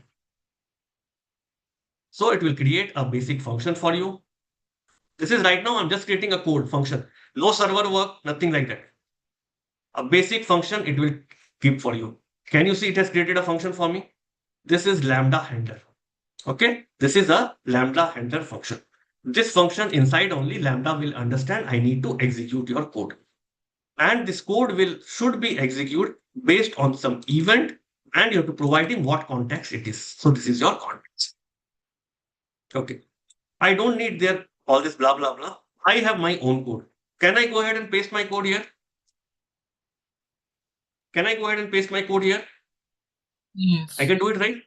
Same thing. I have done this inside my EC2. I have done this my Python. Now I am using Lambda. Inside Lambda, I have a function. They have given me an option that I can create a function, and that function will do everything for me. So now I need, okay, import Boto 3. What are things I need?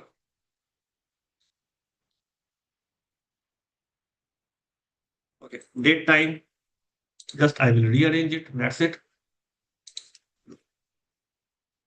Okay.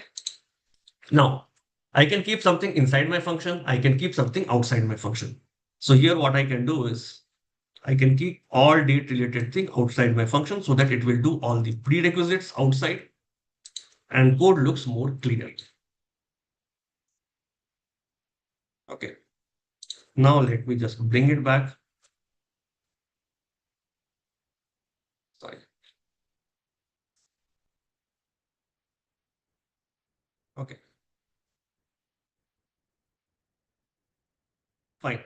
So what I have done, I have just used my Lambda service. Lambda service has given me, hey, this is the function. Whatever you want to execute, please write that inside this function. So same thing, I have gone here and written it inside. Anything extra I have done here? Nothing I have done here. Now, next thing what I need to do, go to your S3 bucket and delete. Otherwise, we cannot test, right? It is working fine or not.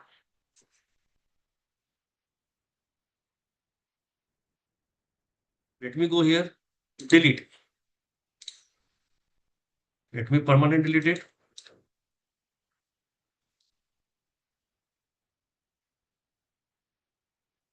We will configure multiple service right now, immediately. Okay. Now this is good. Okay. Now what do I need to do? Now what should I do?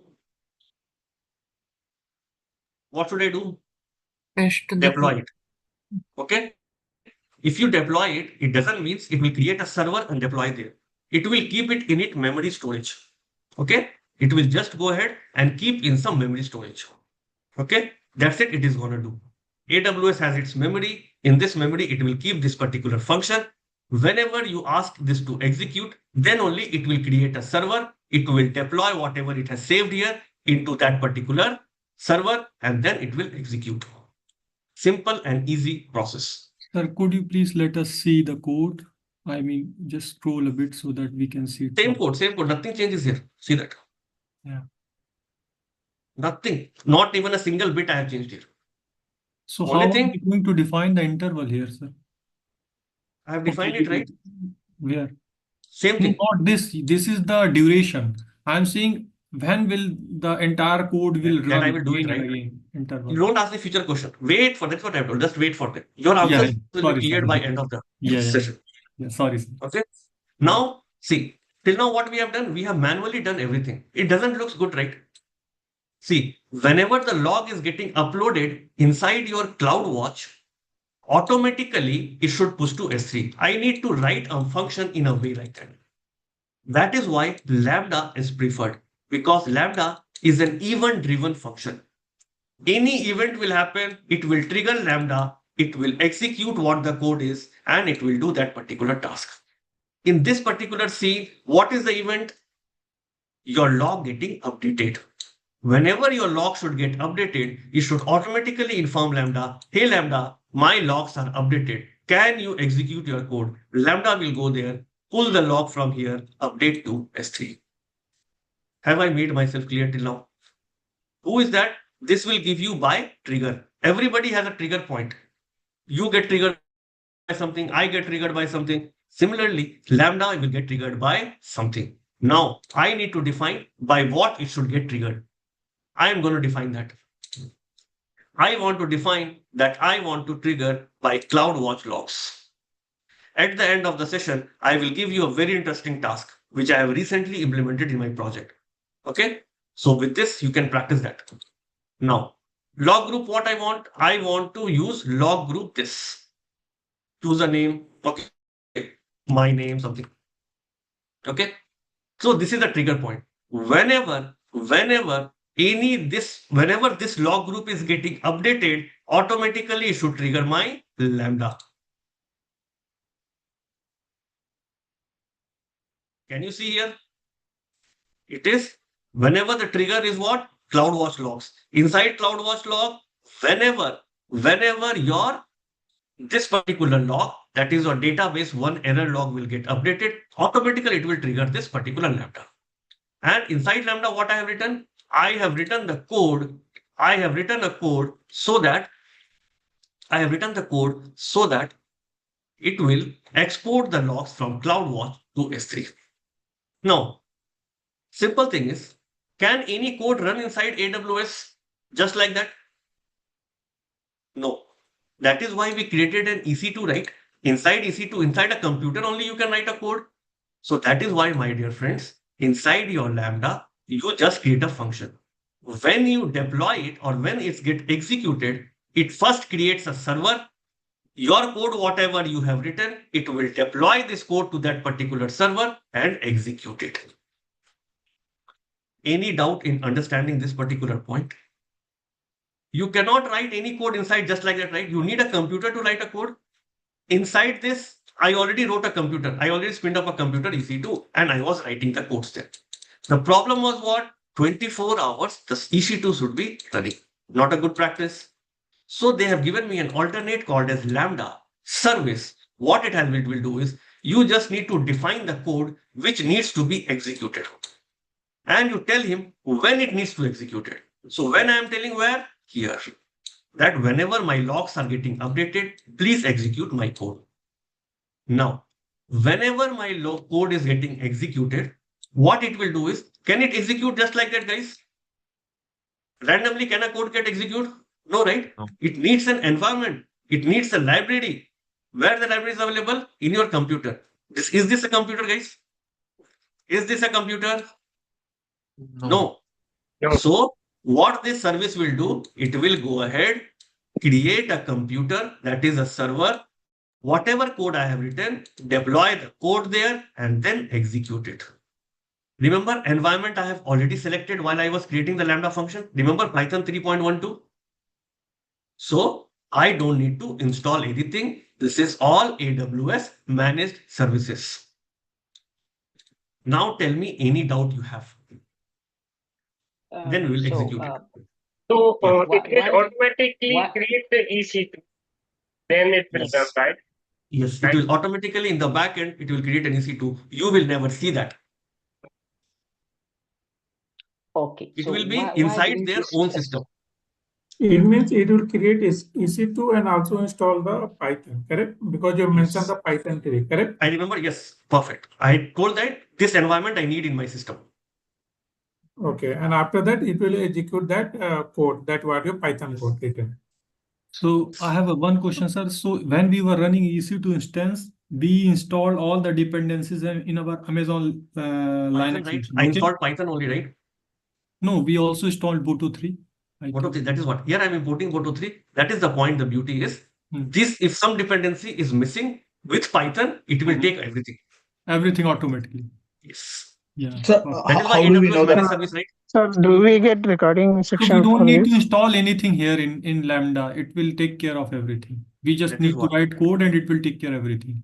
Perfect. Yeah. That is what the tagline is. Write code, don't worry about your server. Sir, how do we know Lambda is triggered or not? If it is not triggered, where do we check? I will show you everything. Everything I will show you. So what about the like the package manager, like how it also happens automatically? Already it is installing, right? I gave them the instruction that I need Python 3.12. Let him install by whatever means he want. Do I care?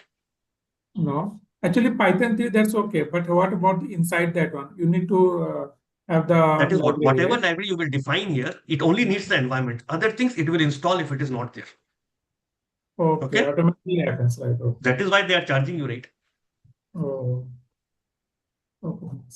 See, Go there to are the two code, hotels. please. You go to a hotel of 500 rupees. There nobody will take care. No food, no water, nothing. You need to go outside, bring food, bring water. You need to do everything, hot water, everything.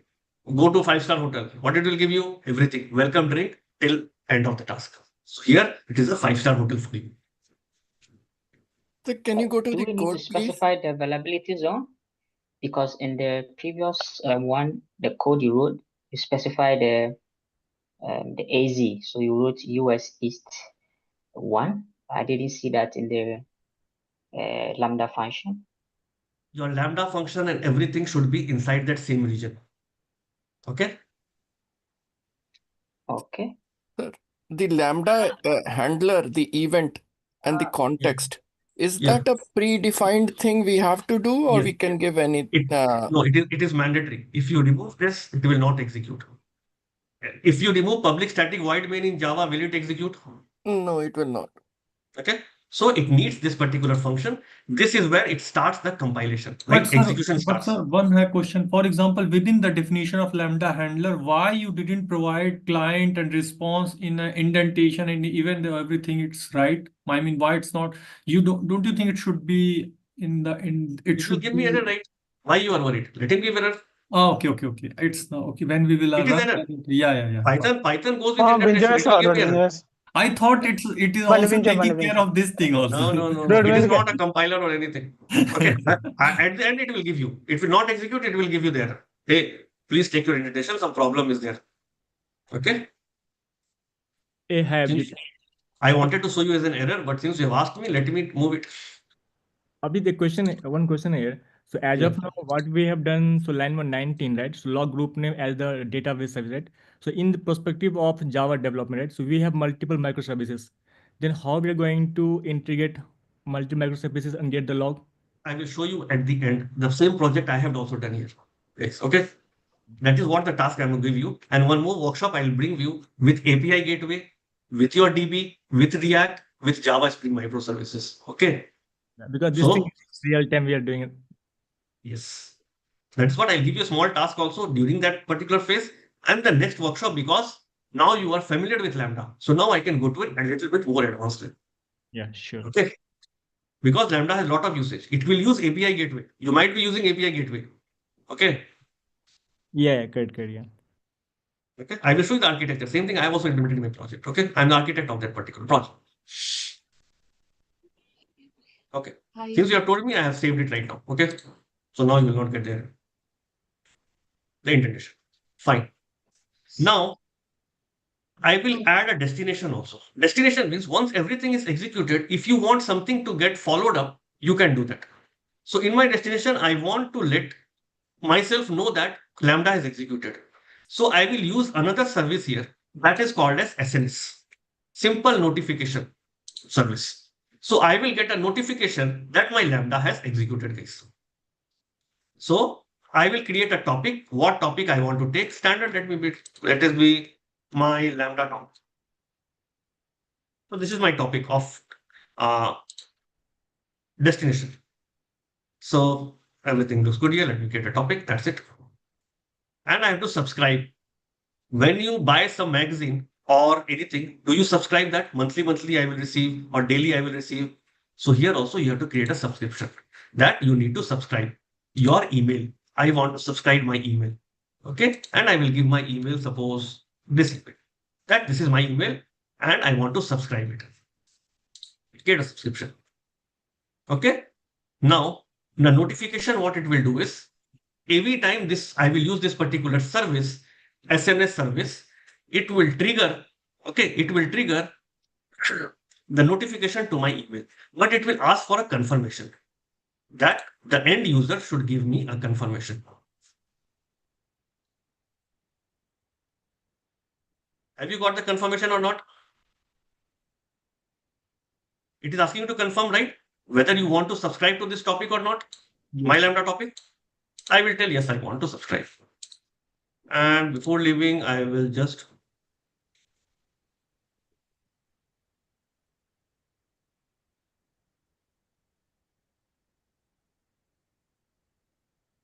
give me a second. I will put it, guys. Please follow the WhatsApp group for further any kind of notification or WhatsApp you are going to get. Fine. Now, since I have come here where I was, okay, so I have approved, right? So here, if you see here, it should be refreshed. Okay, so I have confirmed that yes, this email ID is okay to receive the messages. That's it I have done.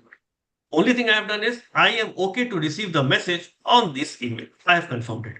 Now let us go to Lambda function. Go to destination. Here, suppose on success, I want to choose that. Please send me a notification. You have options on failure, on success. So I am telling that on success, please use this topic. And for this topic, I have already subscribed to the email. So please trigger that email. Can you see the flow now? CloudWatch logs, if anything is updated, it will trigger. It will trigger what? My function. Inside my function, my code is written. It will go here, create an EC2. In that, it will deploy the code which I have written. Once it is executed, everything is fine, passed. It will go to this particular and trigger this. Now this will go to the topic. It will send that message that yes, everything was fine. Hope you have understood the complete architecture. Things looks good. Hi, Abhi. Can Yeah. we get recording for this section? What? Recordings. Recording. Yeah, I think it will be available. Okay. At the end, I will talk all about this. At the end, 5 to 10 minutes, I will talk everything. Notes where you will get Will everything. this recording be available in our 7 AM group? It will be always available in YouTube. I will share the link also. Okay. Okay, thank you. The link is not working, Abhijit. It is showing that you'll notify. But YouTube, no, wait for half an hour. Everything will, 1 hour, everything will get uploaded. All the workshops are uploaded in our YouTube channels. Okay. I will share the link with you guys. You will get all the links. Whoever is registered in the email will get the links and everything. You will get the notes. You will get everything. Okay. Okay, thank you. Thank you, sir. So here in the my function, like in the function method, you will be saving that event and the contact text, right? So what exactly that? Yeah, that is what. This event will take what event it should get triggered. Okay. And context is what context you are working on. This is your context. Okay. Okay. You are supplying the event, right? Yes. And context is what context you are working on. Okay. Now, everything is good, right? Can we try? First, for that, we need to do something. Database should get trigger some logs, right? Database should trigger some logs, right? Automatically. For that, we have to do something. Is my database public database? I forgot to give it public. I should have given it. Okay, let me modify. Okay. I'm not using a database right now. So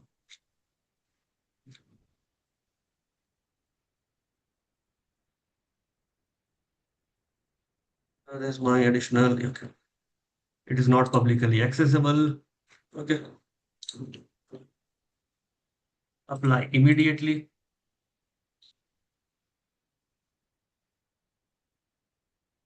It is coming as modified. I'm not sure whether this might also trigger some logs. I'm not sure which will trigger a log. But since I'm a developer, I know if I write some query, it will definitely trigger some logs. Now, let us see whether anything has got triggered or not. This will take time to receive the message.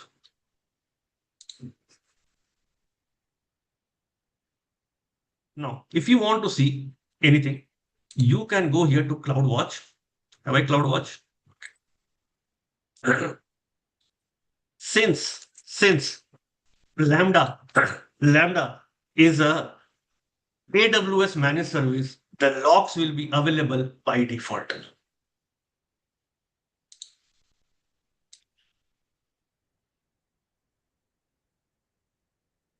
Have I not selected that? Okay, nothing has executed till now, right? Sorry.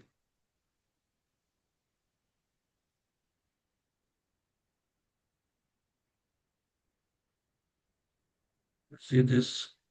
Okay, everything I have done correct, right? I deployed after this, right? Saving after this? Yeah. So till now, nothing has got triggered. I need to write some query.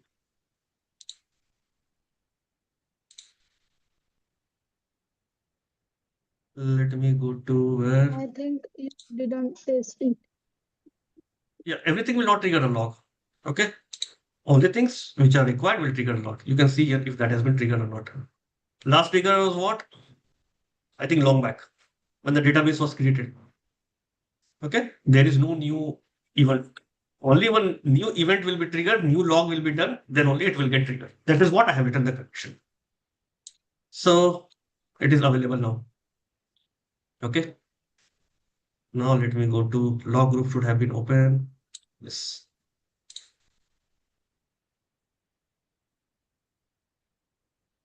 I think nothing has got triggered, right? Okay. So let me do something. Let me go to MySQL workbench. Since it was MySQL database, I will use that ID. Okay. Let me go to database. Let me take the connection string. That is the endpoint. Create the connection. Connection name, Avi workshop. Username I have given admin, right? And password I gave at that time, admin1234. Test the connection. Only there are two ways that you will not get the connection. One is if you have not made it public. Second is your security group. If your bodyguard is not allowing, there are only two ways where you will not be allowed to enter. But my job is not to make entry and all. I just want the logs to get triggered. That's it. Failed to connect. Publicly accessible, yes. Second option can be your, but I want my logs. At least it should tell me that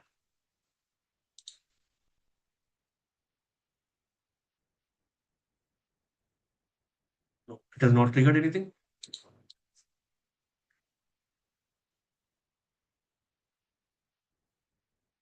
I have given everything correctly. Okay, fine. Let me go here. Let me go to database. Let us go for the security. Okay, this is the security group. Have I given access to everything, right? I hope so. Let me go to the security group. I have given access to everything, right? Safe side, I will add a rule. MySQL should have a specific rule also. Okay, it will take port number 3306. Anywhere IP4, it has taken the port number, save the rules. Third option, why it will not connect if there is no internet gateway connected to that. I'm not sure whether you guys are aware of all these terms, but if your subnet where it is available, okay, so security group was the problem. Can you see this, right? Done. Okay, what I've given, my workshop. Let us go inside. Let us write some query fast, just simple one, create a database. Only thing my job is to trigger the logs so that I can test that something has happened. Create database test. Create spelling is wrong. Okay, so I hope that the log should get triggered now. Can we see? Okay.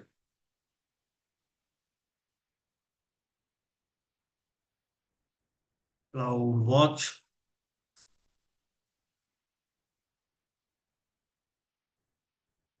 I can check my bucket also.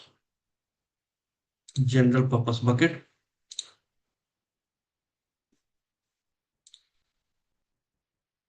Created, right, guys? Can you see this? Created? Can you see? I have received the notification also. Everybody able to hear me? See this? Yes. Yes. Success. Sir, this notification is coming from SNS, no? Yes. I configured, right? Yeah. I told, right? If it is success, if it was a failure, I would not have triggered it anything. Okay? This is only triggered when it is success. So this diagram that we are seeing now in front of us, this is our architecture diagram, am I right, sir? Yes. This we need to learn. Yes. And this will this actually generated automatically, no, sir? Or you Nothing I have done manually, right? See, the logs got updated. Immediately the logs got updated. Can you see the new logs got updated just now? Yeah. Okay. All these logs just now get updated. So immediately it triggered my Lambda. That is what I told you. Any change will come, it will trigger this. Okay. Suppose I will create or I will use test. You don't need to know SQL. Okay. Create table. I should give all those parameters also, right? Let me create another database. So we only configure this CloudWatch or something else to trigger the event, or only this is the You one have example. all the options available in this world. Okay. Whatever events are available, whatever things are required as an event. They have partner event also. Do you know Datadogs and all? It's a logging tool. Okay. Like CloudWatch, this is a third-party logging tool. Can you use DataDog, Jabi? What? Uh, Can you use Datadog? For that, you have to trigger everything, right? You have to install Splunk. Okay. In my class, I will teach always Splunk. Okay. I'll tell you at the end why you need all this Datadog and Splunk. But okay. So for that, you need to configure all those things. So there are a lot of options available. Do you And the know code the concept of CloudFront? Do you know the concept of CloudFront? Yes, sir. It is for CDN purpose. So front end, we have to integrate front end with CDN. Yes. So if you have learned a little bit of CloudFront, do you know that in CloudFront you need to use Lambda?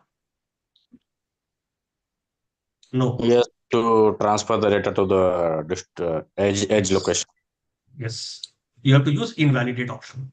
So invalidate means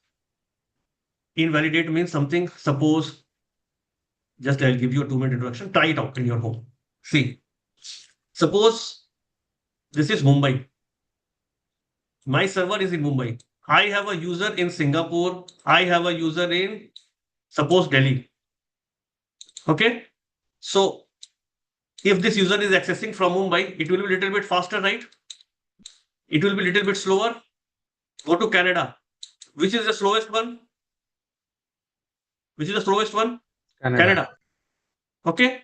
So it is not good. And I cannot create my server at everywhere. Wherever all my customers are, I don't have options to create everywhere server. I don't have that kind of money. So AWS gives you an option that is called as CloudFront. In your CloudFront, what it does it gives you 400 plus edge locations. Locations are like, these are small data centers, okay, which is not accessible to anybody, which AWS has created for your convenience. So near to Delhi, suppose in Delhi itself, there might be possible that one small data center is available here. Near Canada, one data center might be available here. So if you subscribe to this particular service, CloudFront, what it will do is, first time it will go check that nearest edge location. If the content is available, it will bring back.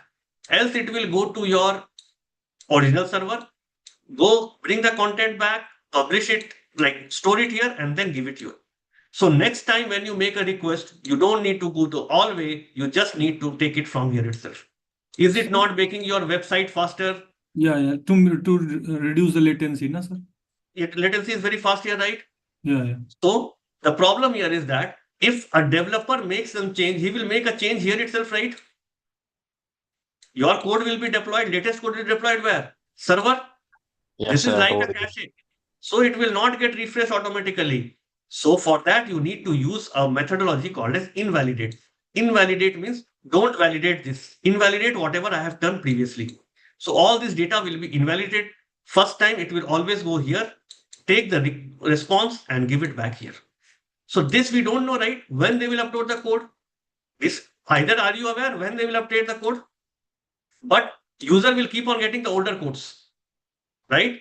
So that is why you can use Lambda here also. Here itself, you can use Lambda to trigger this invalidate whenever the code is being updated in your repository. Clear, guys? Multiple usages are there. Okay. One of the biggest usages, again, your CloudFront.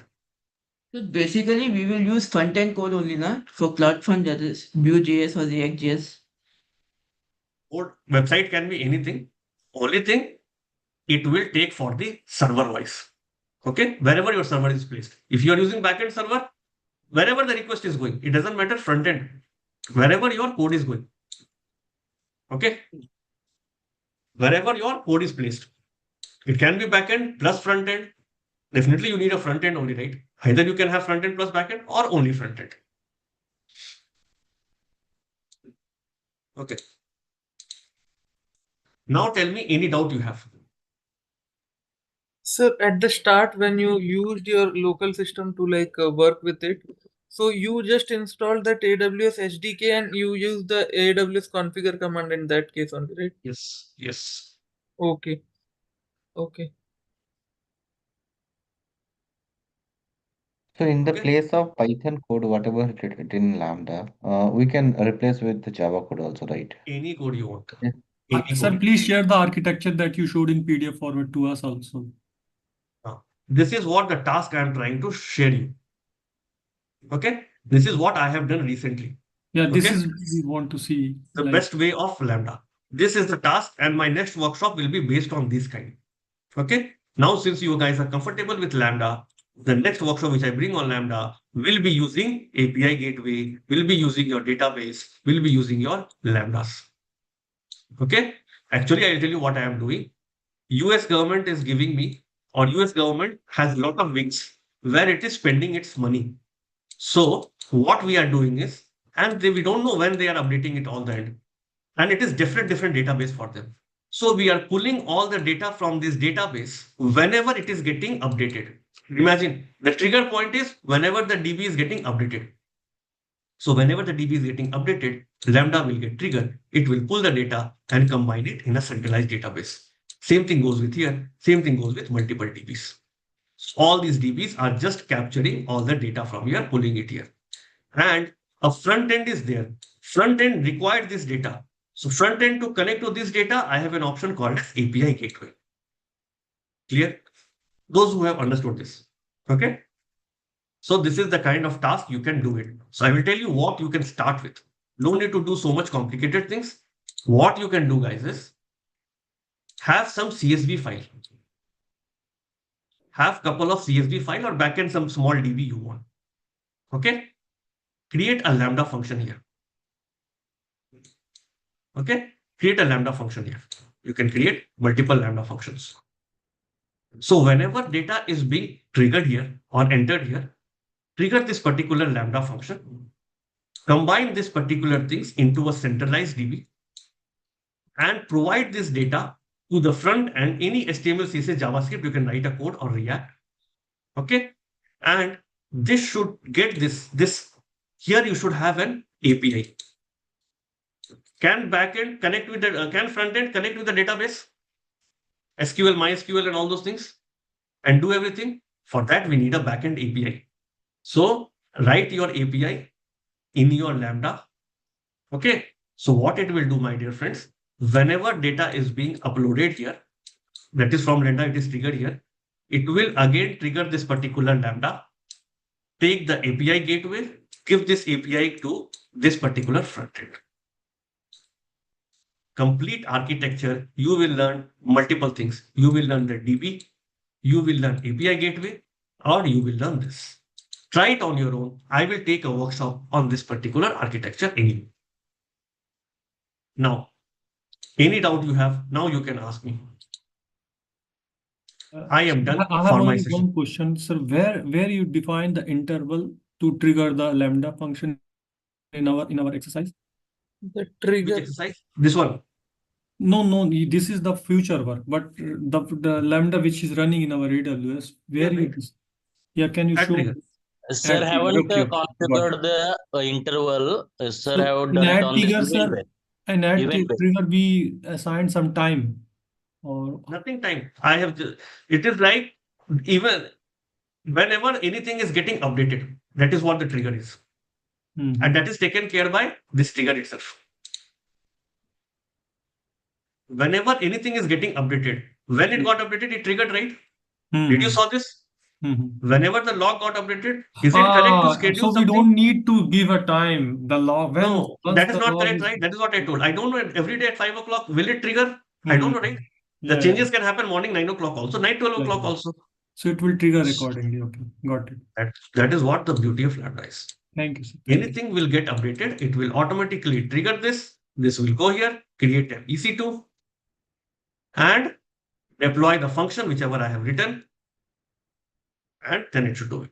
So every time when something change in CloudWatch, it will trigger the Lambda function, and accordingly we get the message in email, SNS via Yes, SMS. that you have configured.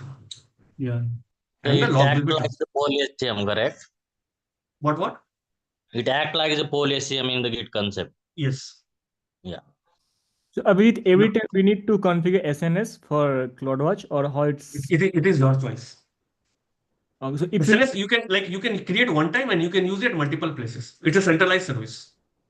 No, that means if we need to get the notification, then we only get. You have to configure SNS. Okay. So it is log is success or failure. That's correct, right? Yes. Like it will show us both the success and failures notifications. You have to configure it in such a way. You have to configure it. Whatever Either on failure or either on success, not both. Okay. whatever the log will generate, that will we can see in the SNS script notification, correct? Yes. I have a question. In your mail, can you show me your mail when the SNS service generated the mail?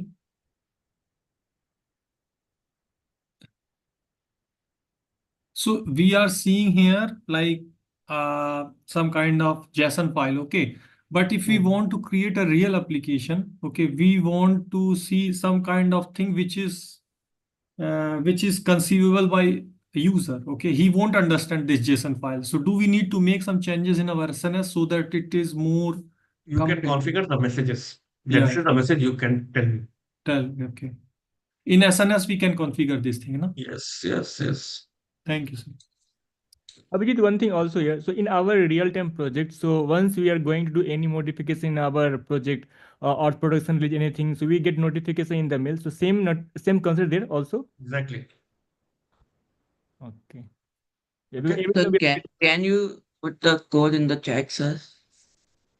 You will get it. Don't worry. You will get all the codes. If you have understood the concept, code and all, everything you will get it. Don't worry about the code and all. The two database are there. And what about the third one? Is there also database? So the assignment that you have given? Yes, this is the main database in your cloud. Database. Okay, master This is your database. AWS RDS database. This you can keep any CSV file or keep it outside database, outside of AWS. This was given by US government. They will have their own database, right? This is my database. So I am combining all their data, created an API to pull this data, give it to frontend, and use Lambda wherever you want to trigger it. Everything should happen asynchronously. Okay? Data is updated by the US government, trigger the Lambda, send it here, API will get triggered, get the frontend. Clear? Okay, clear. Couple of limitations of Lambda. Okay, before wrapping up, Lambda will only work for maximum 15 minutes. If your task is not completed within 15 minutes, Lambda will get stopped. Sir, I had a question. Like I make some text recognition part in AWS using text recognition service. I use Lambda for it, but I'm not able to use that API gateway with this. Like I want some URL for API gateway, but that does not work with Lambda, and so that's why I'm not able to complete the project. So, like in this, you use CloudWatch service to get the thing whenever log created, the Lambda is run. Then and at that time, what I have to use means I just convert the text to speech using that text recognition service. So you have an API gateway, right? I just HTTP API gateway that at the time. That is there. You have all the options available. Okay.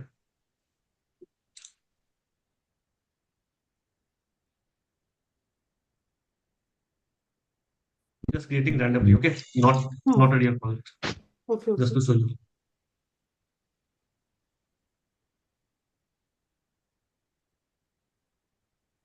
Sir, what's the intention of this workshop? Like what we are exactly seeing here? We are seeing why we need AWS Lambda, first of all. And what is AWS Lambda helping us in what way? People always ask me, why do we need AWS Lambda? First of all, don't memorize the definition. That is why I showed you, first of all, what problems we faced. First, you understood the problems. What was the issue? Should you understood the objective of using AWS Lambda? Yes. Okay. And this code, I'm using it in my real time. For me, I have configured my logs and everything. Okay. Sir, one more thing, like we have using like Lambda.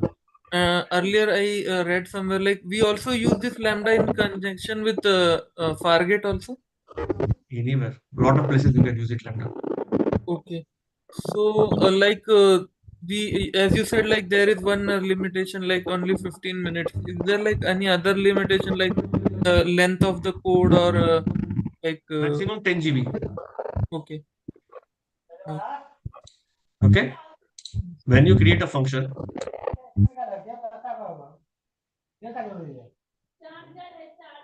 Please mute me yourself. Let me go here. Existing one. Easy for you to show. Go to my function.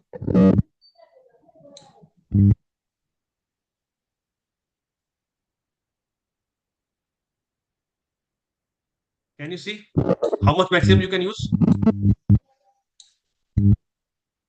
Okay, 10. Okay. Then what you will do, if more than 10 GB is required, will you not use Lambda? If it is more than 10 GB, then I will not use Lambda. There are a lot of options available, friends. Okay. You have a lot of options available to use that. Okay. One is your file system. Create a hard disk, attach it to this Lambda outside. Okay. Create a hard disk. It will ask you file system and mount. Okay. Then do it and attach it here. Guys, and it has mute. like 50 terabytes. Okay. Clear? If you want to use more than 10 GB, you have to use this particular option, file system. Okay. Okay. Second option is, there is an option called as layers. Good, you have asked these questions. Okay. See, there are like lot of different softwares available, dependencies available, or what to say, different kind of codes available, which you don't need to place it inside there. You can add a layer here. Here also you have options. Okay. You have options to add your any kind of dependencies or any kind of code utilities you want to add here. You can add in your layers. Okay. That is apart from that 10 GB. Okay. So they have given you multiple options. Third problem is that, friends, it will only execute for 15 minutes. I want to run it for 1 hour. You have an option called as in AWS step function. Have you read about step function? Have you read about step function? Yes, but not sure about the use, how to use it. Here, I am using step functions, multiple places. Why? Step function, what it will do is, it will trigger the Lambda after 10 minutes, whatever I will tell you. So before stopping, again it will get triggered. Before stopping, again it will get triggered. Okay? So step function will work stepwise. So every 5 or 10 minutes, I will ask my step function to execute. What it will do, it will go and trigger Lambda. Before Lambda is stopped, 15 minutes, it will trigger again. It will trigger again. So if you need for 1 hour, make it trigger for that particular time. Are you getting those points? What I'm trying to tell? Like there is a noise, background noise. Could you inform them, please? Somebody is having I don't want to unmute everybody. So can you please mute everybody, guys? Actually, Amresh, that voice is coming since long time. Guys, whoever wants to talk to me, they only make yourself unmute.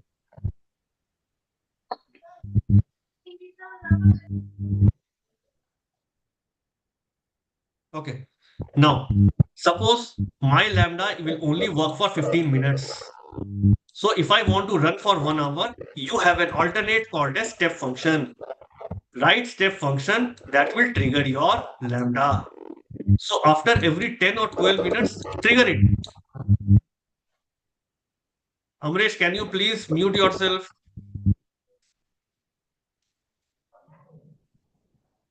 Okay. Understood what you can do, guys? What are the challenges you will face and how you will solve that? Okay. I need some yes or no. Either there can be yes or no. Can you Yeah, show now you- like the step function in the Amazon? That is what. This will come in my next workshop when I'm doing it. Already I have like given you the task. Try it out on your own. I will come back with you. Okay. I will come back with you. I have given you a good context, good understanding of what to do, how to do it. I have taught you. Yeah, if somebody doesn't know Python Moto 3, he can start Python Moto 3 too. How to work it. Abhijit, I have one small doubt. Can I Yeah. ask? Yeah. So in my project, I faced one issue where there was a Lambda function which was having 250 MB as its size limit, which included around 240 MB of dependencies and 11 MB of other things. So in the production environment, we faced this issue where it was exceeding that limit of 250 MB. So the backend developer, who's also the architect, what immediate solution he did as a solution to cope up with this issue, he removed that dependency layer from one of the Lambda functions. So I was asked to come up with some solution as a complete solution, so that every time this manual intervention is not needed and we can automate this thing. So can we do something with respect to this, whatever we have gone through in the entire session? Can you share any of your understanding on this? Yeah. So what you guys have done is you have kept your dependency in layers. Yes. But in production environment, you want to remove this layer also. That is what. Correct. That was like a one-time intervention just to cope up with any exigencies, emergency kind of thing you can say, for the production environment. Now I'm trying to do it on the UAT, but I'm trying to automate it. So I was trying to work with Docker in that for getting into this entire setup. But I'm asking, is there any alternate way that you can? Because my manager, he told me you can make use of like Fargate, you can make use of, or some other where you can store these things, and we are not requiring any this kind of an intervention in future. Exactly. You can use Fargate, or I have given you the option. Use this file system. Use this file system technique. Okay. So will it work every time, or every time it will get attached, it will get detached whenever you want it. Write a small Python code. It will be attached whenever you want to detach it. It will run automatically when it is deployed. Okay. One option you have told is Fargate, that you can use it. Okay. That is also one of the options. Second option, inbuilt option of database, that is your Lambda is your file system. You can attach it in production. You can take it out. Okay. That you can automate using your simple write a Python code, and that will help you to attach and to detach whenever you want it. Okay. 4 lines of Python code will do this for you. One question on this one only. What is there some limit set, like only we can use 250 MB? Because earlier sir said like 10 GB is the maximum limit. They would have set for their environment.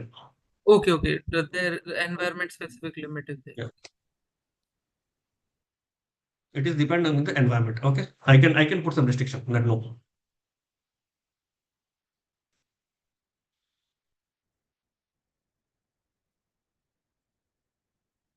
Okay. Fine. So use this file system technique. Okay. Yeah. Use this file system, attach it to your particular this Lambda function.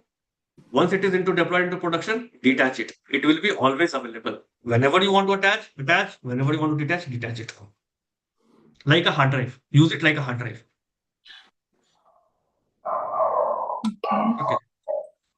Okay. Can we make use of something like what I used? The process which I used was I created a separate Docker file where I made sure that the Docker file is a multi-stage, and the dependency layer is extracting, and then whenever it is going out of the memory, it is giving an as an you can do it. You can do it.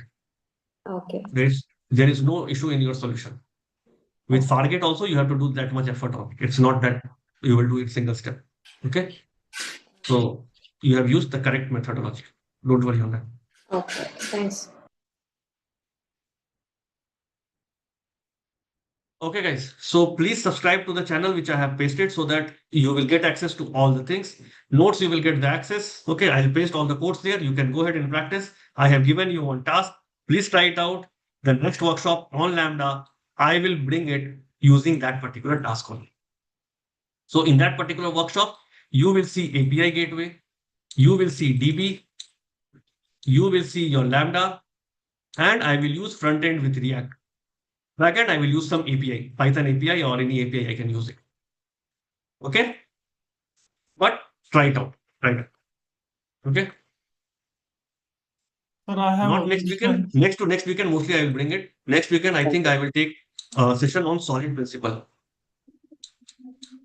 Sir, when you write your notes, do you write using mouse or how you write? No. You want to see my notes? See how my notes are.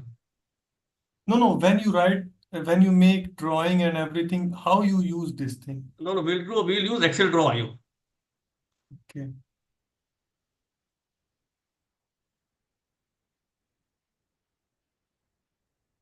He's asking live. This. Here I don't need much of a thing. Here I have to give more content in less time. Okay. Like this. Okay. And this draw.io will get it. So you use some kind of pencil or like what? No, this is mouse only. Pen tab I'm using if I need to use sometime. That is pen tabs. Have you know pen tab? Yeah, so why I'm saying these things, sir, everything is perfect with your style, but if you use some kind of tab along with your laptop, so when No, you I will use mainly typing only. I will use mainly typing. okay. I don't write with pen and paper here. We don't write pen and paper here. Okay. Pen tab, if I need something, then only I will attach it. So Otherwise, that pen tab, that's that thing you're saying, what is this? It's like some kind of tab in which you write things? yeah, you will get a pen and you will get a small writing pad. Okay. You will attach it to your computer. Whatever you write there, it will appear here itself. So that will Just be install a most software. beautiful, sir, if you use it. I mean, in your exercise. Because right now I don't want to use much theory and all. So that is why I'm not using all those things. Because your drawings are that you make, okay, it is very, very important when you explain things, okay. And if you use like tab and pencil, it will be way more conceivable for us. Like that's why I said. See, here we don't need much of a thing. Here we need more technical concept. If I want to explain the class, see how the notes will be. Wanted to see the notes, right? See. No, that is not, sir. When you explain the architecture in your drawings, okay. See, Then I'm it is very yeah, important because for us. we needed less time to cover more things. That is why I wanted you to learn fast. Okay. Otherwise, we will use Excel draw.io. Here you will get everything. Because not much of architecture, right? Everything is available on the system right now. Here we will use this architecture. Okay. If I depend more on architecture, it will take more time today. You will not have that patience. Sir, you are covering solid principles next week or? Yes, next week it will come with solid principles. On Sunday, no? Sunday. Same time, sir. Mostly What same is time. solid principle? Can you just give the brief, like top level Today's overview? workshop, let it be Lambda, right? Join my next workshop. I will tell you. Okay, no Sir, issues. what are the That is topics way of complete? improving your code. Okay. How to design your code in a best possible solution. Okay. There are ways to write code. One person write a code with multiple if loop. One person write a code with for while loop. One person segregate his code with interfaces, with proper abstraction. There are different ways to write a code. So these principles will give you the guideline on how to design your solution in a best possible way. Got it. Okay. Sir, what are the courses outline basically? What all we are going to be covered in the course, complete course? Your voice is a little bit breaking. Can you be a little bit louder? Sir, I was asking what all topics are you going to cover in the course outline? In the complete course, what all things are going to be covered? Okay, in AWS you're talking about, right? Yes, sir. Sir, this is In only for AWS course or in AWS, first of all, I will cover networking. Okay, networking is the most important section. 3 to 4 days will take off networking. Without networking, no part. Then I will cover you VPC, EC2. Okay, then I will cover database. Then I will cover your entire S3 storage. Then I will cover IAM completely. Then I will cover your VPC peering. Then I will cover your VPC, different VPCs, how it works. Okay, EBS, volumes. Okay, then I will cover your CloudFront. Then I will cover your. Have you ever heard about Cloudflare? no, sir. No. Okay. So I will cover Cloudflare also, which is a very best tool. Have you seen nowadays people asking me, verify you are a human, you are a robot? Yes, yes. You can do this. Yep. You can do this Yes. using this particular tool very easily. Cloudflare. Okay. Then I will cover Fargate. Then I will cover Elastic Beanstalk. Okay. EBS, all those things I will cover it out. Okay. Then API gateway project will come with API gateway, with your DynamoDB, all these services we are going to cover. Then we will deploy manually a 3-tier architecture. 3-tier architecture means we will deploy backend, that is, sorry, let it be front end, then backend, and then DB. Okay, in one server DB, backend in this. Inside this, we will cover your load balancing, your auto scaling, your target group, everything. So this entire we will do in a project. First, we will do it manually. Listen to me, 2 minutes. First, we will do it manually. Then same thing, we will use Docker, Kubernetes, Jenkins, everything to automate this entire process. Okay. So first thing, we'll do the project manually to understand how the things are challenging in manual. Then we will do using all the automation tools in the world. Now tell me. But to practice, what are you giving? Basically, sandbox, or you are giving a cloud access to individual, or how will you practice? So that is free of cost. I will give you the document how to create an AWS account. Sir, actually, I created, but I was a beginner. I don't know. Bill came huge. Then I can give you sandbox environment. I have sandbox environments. Okay, sir. Sir, are you conducting any kind of training program, or it is only free workshop? No, I am a proper trainer who is working, I think, for Ashok IT last 2 years. I teach in multiple institutes. I have taught in Scalar, I have taught in Educa, I have taught in Unacademy. No, okay.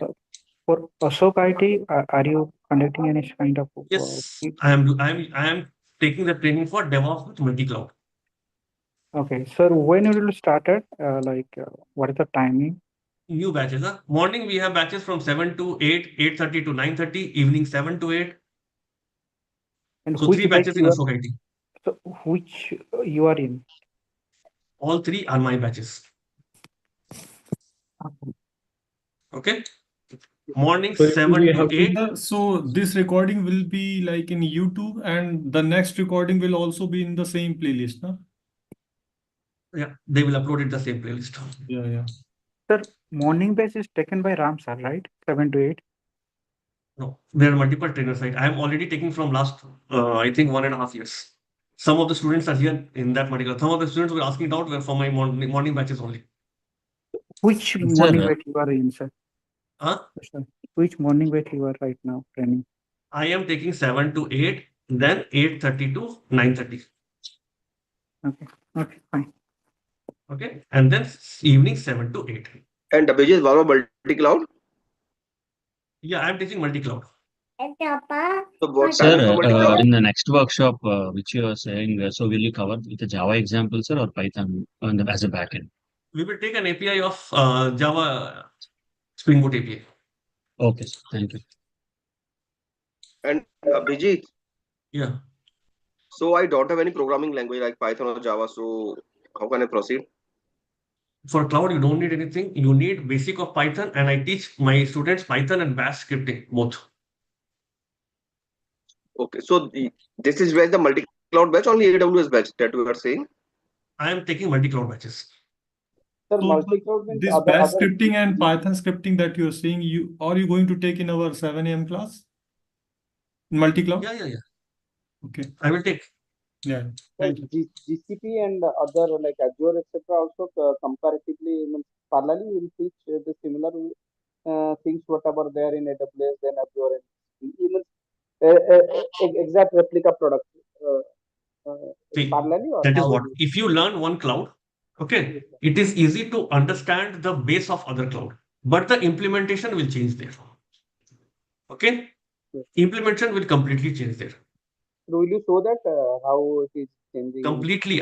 We are not going to cover Azure for 1 week. You can see my morning batches. We have been going for 2.5 weeks. Now only we have come to Azure storage. Okay. There So which also I will course we teach have you to take, Azure function. Abhishek? Yeah, tell me. Like which course we have to take to complete this cloud related things? Like DevOps with multi-cloud. DevOps with multi-cloud. Okay. Yeah. In that, if When you the- want only AWS, you learn only AWS. If you want AWS plus Azure, you can combine that. You want all the 3, you can combine all 3. It depends what your requirement is. So when the next batch is going to start for your class, means where Next you are week. going to Next week. next batch. Sir, how they Timing? support for certification? Certification, will you guide us? I will give you all the dumps. Okay. Okay. I will give you all the dumps, all the interview questions. I have that. My folder is gone. I don't know where it is. Okay. I'll give you all the dumps. Sir, next week timing, please, for your classes. Morning 8:30 and then evening 7 o'clock also. And duration for that, Abhijit? How long? For multi-cloud duration? Multi-cloud, it will take you easily 3.5 to 4 months. So that you showing we are deploy all the things on the Kubernetes also. So we use the Google EKS also, or only for AWS? Everything will use this clusters wise to do it with And every cloud Kubernetes will and use Docker. the EKS, GKE, or Yes. EKS. Azure Kubernetes and Google Kubernetes engine. Okay. Similarly, EKS. Okay, so we'll cover that all in the course. Yeah. So Abhijit, like in AWS services and the K8 services, those are not free. Like how you are managing them? Like if we have to practice all those things, those are not Sandbox those environment services I'll are give you. Sandbox is giving me free. Not worry. okay. Sandbox environment will give me free. Okay. Sir, What the fees for that multi-cloud? What? Fees for multi-cloud? I think it is around 20K, between 20 to 25K. Okay. Sir, how to register for that one, for your classes? If you can send the link as well.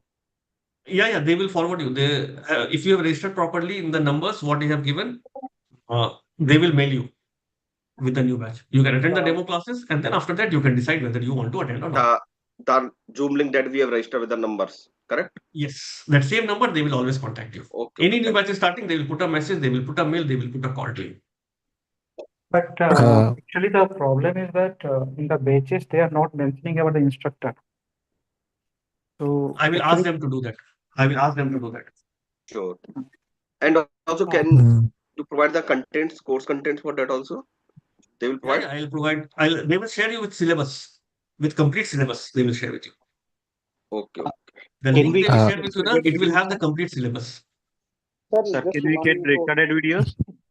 You get complete recordings. Sir, just one quick query, sir. How to use these sandboxes once provided, sir? See, for me, it's like there is a company called Pluralsight where I have registered already. Yes. Okay. So there you have an option called as sandbox environment. Yes. So you can spin up any sandbox you want. If you want Azure, you want Google Cloud, everything is there. For me, the beauty is I have registered everywhere. Even I have this is my personal Azure account. Yes. Which is a paid service for me. So whatever service I use, I pay them. So the student doesn't have any kind of difficulties. Any service which needs a paid, I will show you by using paid service also. Okay. This is not a free tier. This is my paid account, my billing account. Monthly, how much around it comes, sir? It depends, but you don't purchase it. Within 1 month, you learn it and you will go it. I am teaching, that is why I need it. Okay. I will show you how to create account. I will share the documents, how to create the account. Okay? You don't need to do anything. Sir, certification of all Azure, AWS, and GCP dumps will I will provide? give you all the dumps. I will give you the practice question. Okay? You don't need to worry at the part of certifications. No. Is the easiest part to clear. Only architect, little bit difficult. Other than that, administrator and basic is easy. For architect, you need to little bit work harder. That's it. Sir, means with this your course, can we approach for the architect as well, or is it like separate course we need to take? Just asking. If you learn the concept from starting till end, you can definitely go ahead and work as an architect. But Sir? you need to spend little bit of extra hard work. I will give you the questions of architect. You need to solve that. And duration, how much, sir? Tell me, please. Yes, sir. My question is, will this multi-cloud be standalone course, or does it require some prerequisite for the Nothing. previous Spring Boot or the Zero Java prerequisite. development one? Zero prerequisite. Okay. If you don't Whatever have is any required, I will teach knowledge, you here itself. I will not ask you to learn anything and come back. okay. Sir, because I'm from Java development background, so Python, zero knowledge almost. Only basic. If you know one language, you know any language in the world. Keep this out of your mind. Yeah. One language means you know everything. If you know Java, you know everything. If you know Python, you know everything. Okay? Sir, slight doubt. As of now, is the job market open for this cloud role, sir? I will show you my offer letter next week when you join for my workshop. Okay? You I might will show you my have package. some experience. I'm speaking for It like doesn't 3 matter. to It 4. doesn't matter. A lot of openings are coming up in the market. Because if tariff and all, nothing has happened. People have moved out of China and a lot of openings are coming up. See, normal companies, there are a lot of openings. If you want to go for a very good product-based companies, you have to work in that level. Sir, except LinkedIn, Mercury, we can find any platform to get the jobs. What? Except LinkedIn, Mercury, is there any platform to find the jobs product based? For product-based companies, you are telling Yeah. me. I will refer to you. I am my friends are there, like Goldman Sachs, I have worked in. My friends are there. I have my friends in Meta. So I will refer you guys. Okay, bhai, worry. If you are able to create those interviews, referring is my part. Sir, I have a 3 years experience in AWS. Okay. So I'm currently looking to change my job. Definitely you can go ahead. But I will tell you, these companies don't look only for cloud. Okay. Only specific role for cloud they will ask for you for. But if you go for this MANG companies or this Meta, Google, if you ever target these companies or a good product-based companies, you need to be a little bit of problem solver also. Yes, So sir, you that need to aspect have a also little I'm bit very good. understanding on your algos and system designs. I will be very frank to you. But there are other mid-product based companies which are offering very good packages. For 4 year, 5 year, they're offering 30, 30, 25 like that. So that is good for you if you don't want to go to that level immediately. Okay? Yeah, okay, sir. Thank you. Thank you so much. Terraform also you're teaching. Terraform I see a folder. Terraform is? Sir, Terraform are you teaching? Because I see a folder Terraform on your screen. So I had like my previous project I had worked for Goldman Sachs that they're using Terraform there. Yeah, I will teach Terraform. I teach Terraform for 2.5 weeks, guys. Yeah. Okay. Terraform, I'll give you complete architecture. What is this? What this is doing? I have Visual Studio. Okay, I have taken it off. Okay. Yeah.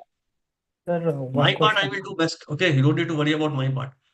Yeah, Why exactly. this is Same coming, thing. why this is coming, everything I teach. Placeholder and TIF files you're using. Guys, you have to be a little bit louder. You see my intensity? Yeah. Yes, sir. Yes. Sir, am I audible? Yes, tell me. Yeah, sir, regarding the real world project, like during the course completion, are you going to showcase how we're going to implementing our knowledge using the real world project? Just now I showed you one architecture that is from my project which I implemented. Like that, whatever I will do now. Recently, I implemented Argo CD pipeline. I will discuss with them in the people. Okay. Okay. So I will keep it updated with you, but I will tell you if you do that project of 3-tier architecture with whatever services I will ask you, if you are able to complete that, you can answer any questions. Clearing interview is the problem. Working is not a problem. I will tell you upfront. These AI tools will help you inside like anything. All the solutions you will get if you have the concept of that service. If you know what Lambda does, what Lambda works, how it works, if you find any issues, these AI tools will help you. But clearing interview, they will not help you. Okay. So get your concept to a level where you can clear the interviews. If you are able to clear the interviews, you are able to work in now. And I'm not talking about clearing interviews in TCS, CTS, and all those companies. I'm talking about the product-based companies for now. Those interviews you can crack any point of time. Sir, one question, sir. If I will learn only AWS, is it enough for this one? Or how I will much tell you why deeper? people are going for multi-cloud. Okay. Tomorrow, Yes. Right now, Azure is on booming right now. Okay. Why? Because Azure has lowered down its cost. Tomorrow, Google decides to lower its cost. All the companies will start migrating from AWS to Azure. What you will do? At that time, you'll go and learn Azure. Huh? Not possible, right? Yes. Again, every time you go and learn, something is changing. So people learn multi-cloud, and even you will see in your profile, people will start asking AWS with Azure or AWS with GCP. Like that, people will start asking. Many companies use two environments right now. Okay. And yeah, if I know AWS, I'm a AWS. So how much difference from it's for learning others cloud environment? Your base is done. Load balancer means here also same. Load balancer in Azure also same. Only thing, the way of implementation, the algos will change. Okay. If you know AWS, you know, right? In AWS, you have round robin method while doing load balancer and all this auto scaling and all. Do you know, right? Yeah. Okay. Okay. In Azure, you have different way, 5 tuple algorithm. Okay. In GCP, they combine with that is your what to say, your load plus your round robin. They are more intelligent. In the three, if you know, GCP is the best for load balancer. Like this, you will start comparing yourself. Your level will increase. That is what I'm saying. And for this course, multi cloud, how much duration will be there, sir? We will finish it off around 3.5 to 4 months. Okay. And Because one more parallelly, we thing will is run that multiple things for you. Okay. yes, yes, sir. And one more thing, sir. I have I was working. I have a 4.7 months of experience with a backend Java developer. So currently, past 1 year, I'm not working. So I'm looking for a job now again. So if I will go this course and I will complete multi-cloud and I know the backend Java backend, I have worked with a good Your company. phone will not stop ringing if you remove that gap. Java with How cloud. Yes, not a how I big will gap. complete it, 1 year is my not a gap? big gap, man. I am Java developer with 12 years. Not a big gap. It's not justified within. It's not a problem. Sir, your voice is not clear, sir. Java with cloud is a very good resume. Okay. Okay. That gap you can cover it up. You know how to cover it, right? There are multiple options available in your Hyderabad. Yeah. Okay. Okay. That you can cover it up. Java with cloud, you will start getting multiple calls. You don't need to worry about all those things. Add React to that, your phone will not stop buzzing. Yes, sir. Java That plus too. cloud plus React. Yes, sir. That too. 1 year Okay, gap, sir, is not a big problem. sir, can I get your number and enrollment, how I can proceed further? Wait, let me share the chat. So microservices are you covering like Kafka and all in your as DevOps. a project inside the DevOps? That is a different thing. That comes under Spring Boot and microservices. That is Java backend course. So not the coding, but the System design, connectivity integration part perspective, like as an architect point of view. that depends upon the particular batch. If the developers are there, I have that kind of developers, then I will conduct special session for them. Not everybody wants to do that. That is why. Okay. Okay. So if in my batch, people have requested, like last people, some batch, somebody requested for in GCP to show something else. Okay. That was for the big data person. So I showed them separately. Okay. Okay. So if anything special requirement, we will complete everything and we will take it up on that level. Sir, you are Ashok sir, na, sir? What? Your name is Abhijit sir. Abhijit, yeah. Okay. Thank you. So, sir, I am DevOps engineer having 6 years of experience. I don't know that upstream, downstream dependency and microservices things, more about microservices.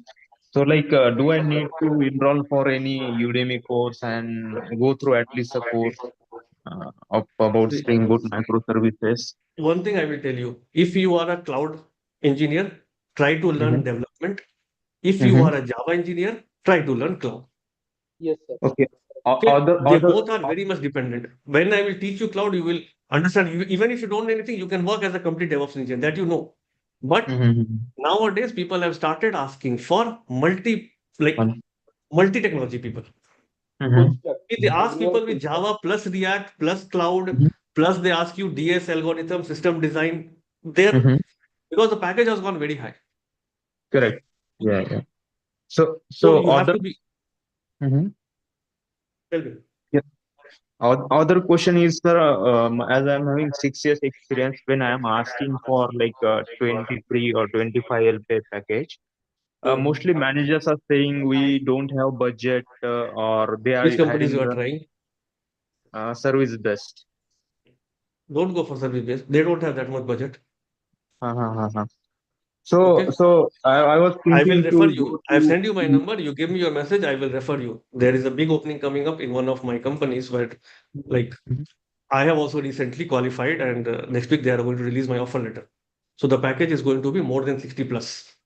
Okay, sir. And if they are giving me a shares of $25,000 for for 2 years, so you can Uh-huh. imagine. And Okay. variable is separate apart from that. Okay, so it's not about technology, right? So I was thinking to move to AI ML side as this manager saying budget issue. It's not like that, right? Yeah, you need to have a proper hands-on, and you need to work on a project. Just by learning Mm-hmm. outside, it becomes very difficult to get an AI. Okay. And the jobs right now are not too much of AI developers. They want you to use more of AI, and they're looking for like who have already worked on those areas. Okay. Yeah, got it. So take your step one by step. When you are good in cloud development solutions, start Mm-hmm. moving to cloud. That is AI. Slowly. Yeah. Your Okay. companies Uh-huh. itself will give you opportunities there. Okay. Take small steps. Okay, don't Mm-hmm. jump on the first day. But I will tell you, you have to learn multiple things. There is no other way going Okay. Yeah. forward. Mm-hmm. Okay. Okay, you are comfortable with cloud. Good. Cloud DevOps, I'm comfortable now. What next? Always think of what Mm-hmm. next. Next is Okay. what? Okay, let me learn Java development. Let me learn Mm-hmm. system design. Let me run DSA and algorithm. Mm-hmm. You will come to interview to me. First 5 minutes, I will reject you or I will take you first for my next interview. I will not waste 2 hours, 3 hours for you. I will give you a Mm-hmm. coding problem. I will give you a problem for anything. If it is Mm-hmm. cloud, if it is this one, if you are able to solve it, good. Otherwise, I will not waste my time. Most of the interviewers in the good companies go like that now. Okay. I got it, sir. Sir, do you teach microservices as well? Microservices, Ashok sir will take care because I have limited time. So Ashok sir is taking care of microservices and he's very strong. He's very strong. So Abhijit, I like will in take three care to of four, system four design. months. I will take care of system design with DSA and multi-cloud. That is what I focus on mostly on these areas. No, may not be now, but in future, are you planning to take any microservices Yeah, sessions? if things come up, Ashok sir will tell me, or if something is time is available, we can definitely take it up. Okay, thank you. So hi Ashok. Hi, sorry, Abhijit. Yeah. Like in 3 to 4 months, we gonna end up with this all these DevOps plus multi-cloud things Exactly. in 3 to 4 months. That is what there will be two options for you. Either way, one way is either you take this course for 6 to 7 months. Okay. Uh-huh. Then you will learn everything from me, or you have an option that in between parallel of 3 to 4 months, I will be completing on the cloud. Parallelly, Ashok sir is also taking DevOps. So parallelly also you can finish it off. That is why I have told that. Okay. When you take DevOps with multi-cloud, now you have multiple options. My multiple batches are running. If you miss something in Azure here, you can come there to learn Azure, or you miss something in Docker here, you can miss another class and take it up. So multiple options you get, guys. Okay. No, the thing is, the flow of explaining, the way of understanding, and the way of explaining things would be different as compared to Ashok sir and you. So I just thought to take whole course of multi-cloud plus And you DevOps then from you you have to itself. take at least 6 months. It will take around 5.5 to 6 months. It will go easily. Sir, one question.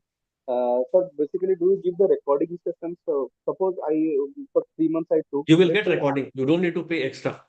so no, that Recording is recording valid session for will 1 be year. 1 year. Then it's okay. That's good, sir. Thank you. After the course completion, another 1 year you will get the recording options. Okay. Yeah, that's great. So can we get your existing microservices recordings anywhere? Like even though if it is for paid in any platform other than this Ashoka IT or any. Directly, they don't sell recordings. You have to attend the live classes. There is no here option of getting the recordings. The So previous Abhijit, classes. are you gonna taking these DSA and system design things Yes, we are going to start next week. from next So week? Sunday we'll have a workshop, and by next week, I think Wednesday or Thursday we'll start like that. Okay. What system design, sir? Can you give a high overview? See, this is like how you approach to any kind of solution. Suppose you design a WhatsApp. Suppose you designed a YouTube. What are the technologies you have used? How you have approached that particular solution? Okay. There are low level design. There are high level design. On high level, what all things you have used? How architecture you have drawn? Microservices you have used? How you have used in cloud? How you have used? Multiple things are there. Okay. It's a very big topic. Okay. So So how in many a very months, sir? in a very layman term, you understand it how to approach to a solution and How how to many? how to start creating as a solution. How many months? System. System design will take easily 2.5 months.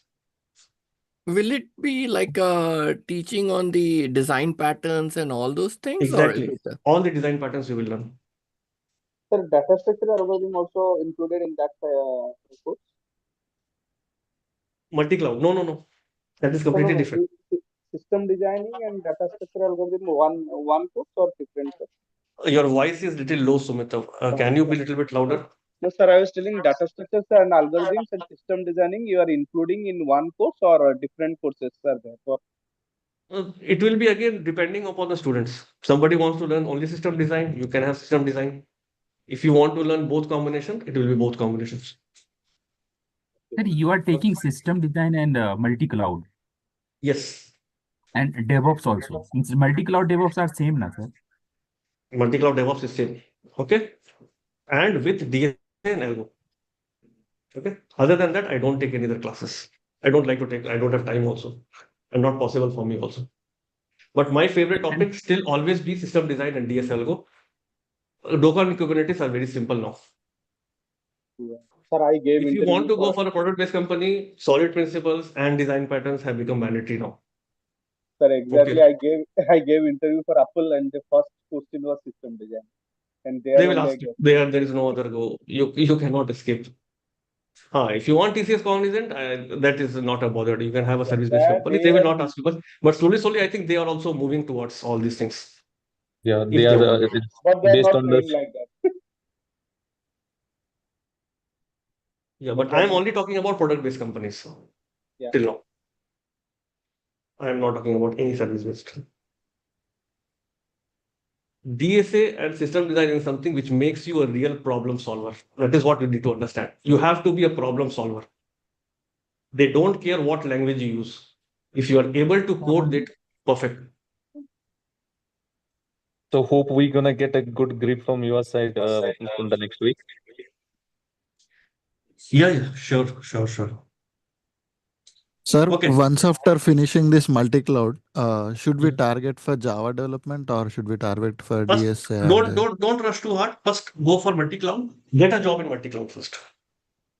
Okay. Then you start what next. Always tell once you are comfortable with something, then what next.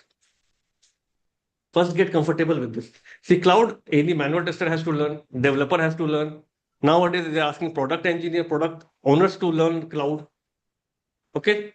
So, cloud is like a common thing now. Apart from cloud, What extra skill you want, that is upon you.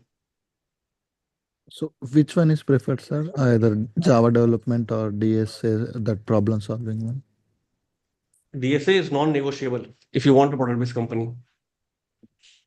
Okay, they generally don't ask much of. They will ask basics of like inheritance and all, but their main focus is on how to write algos, how to solve a problem, all those things.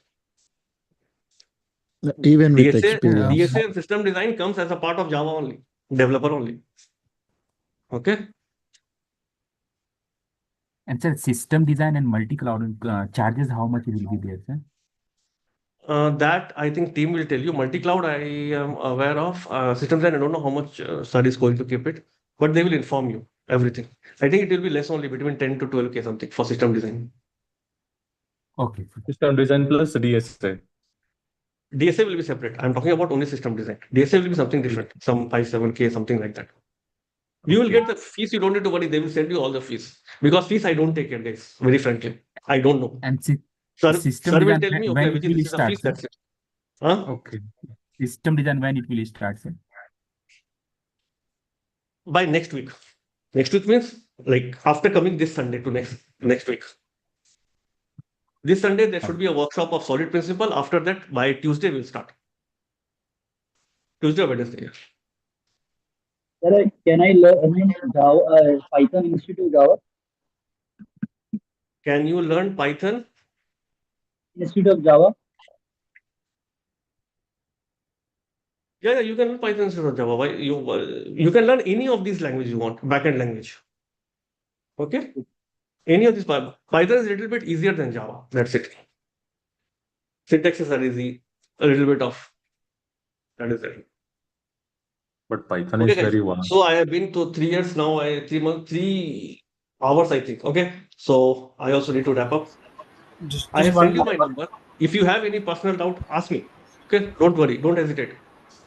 Just one doubt, sir. Like Tell this me. session will be continuing for next 6 days, right? This workshop on Lambda. No. This is 1 day workshop. 1 day, okay. In Zoom link which we have received, it is showing for next They 5 will days.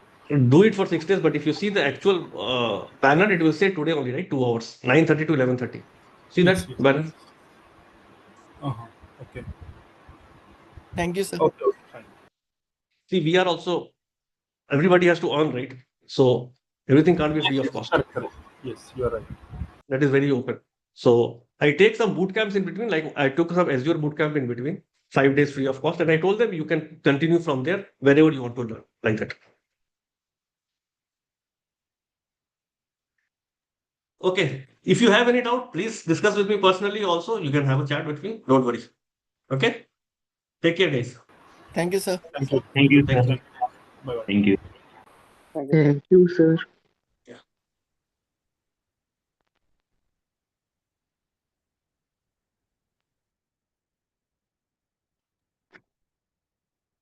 Karthik నా laptop ఒకరోజు తీసుకురారా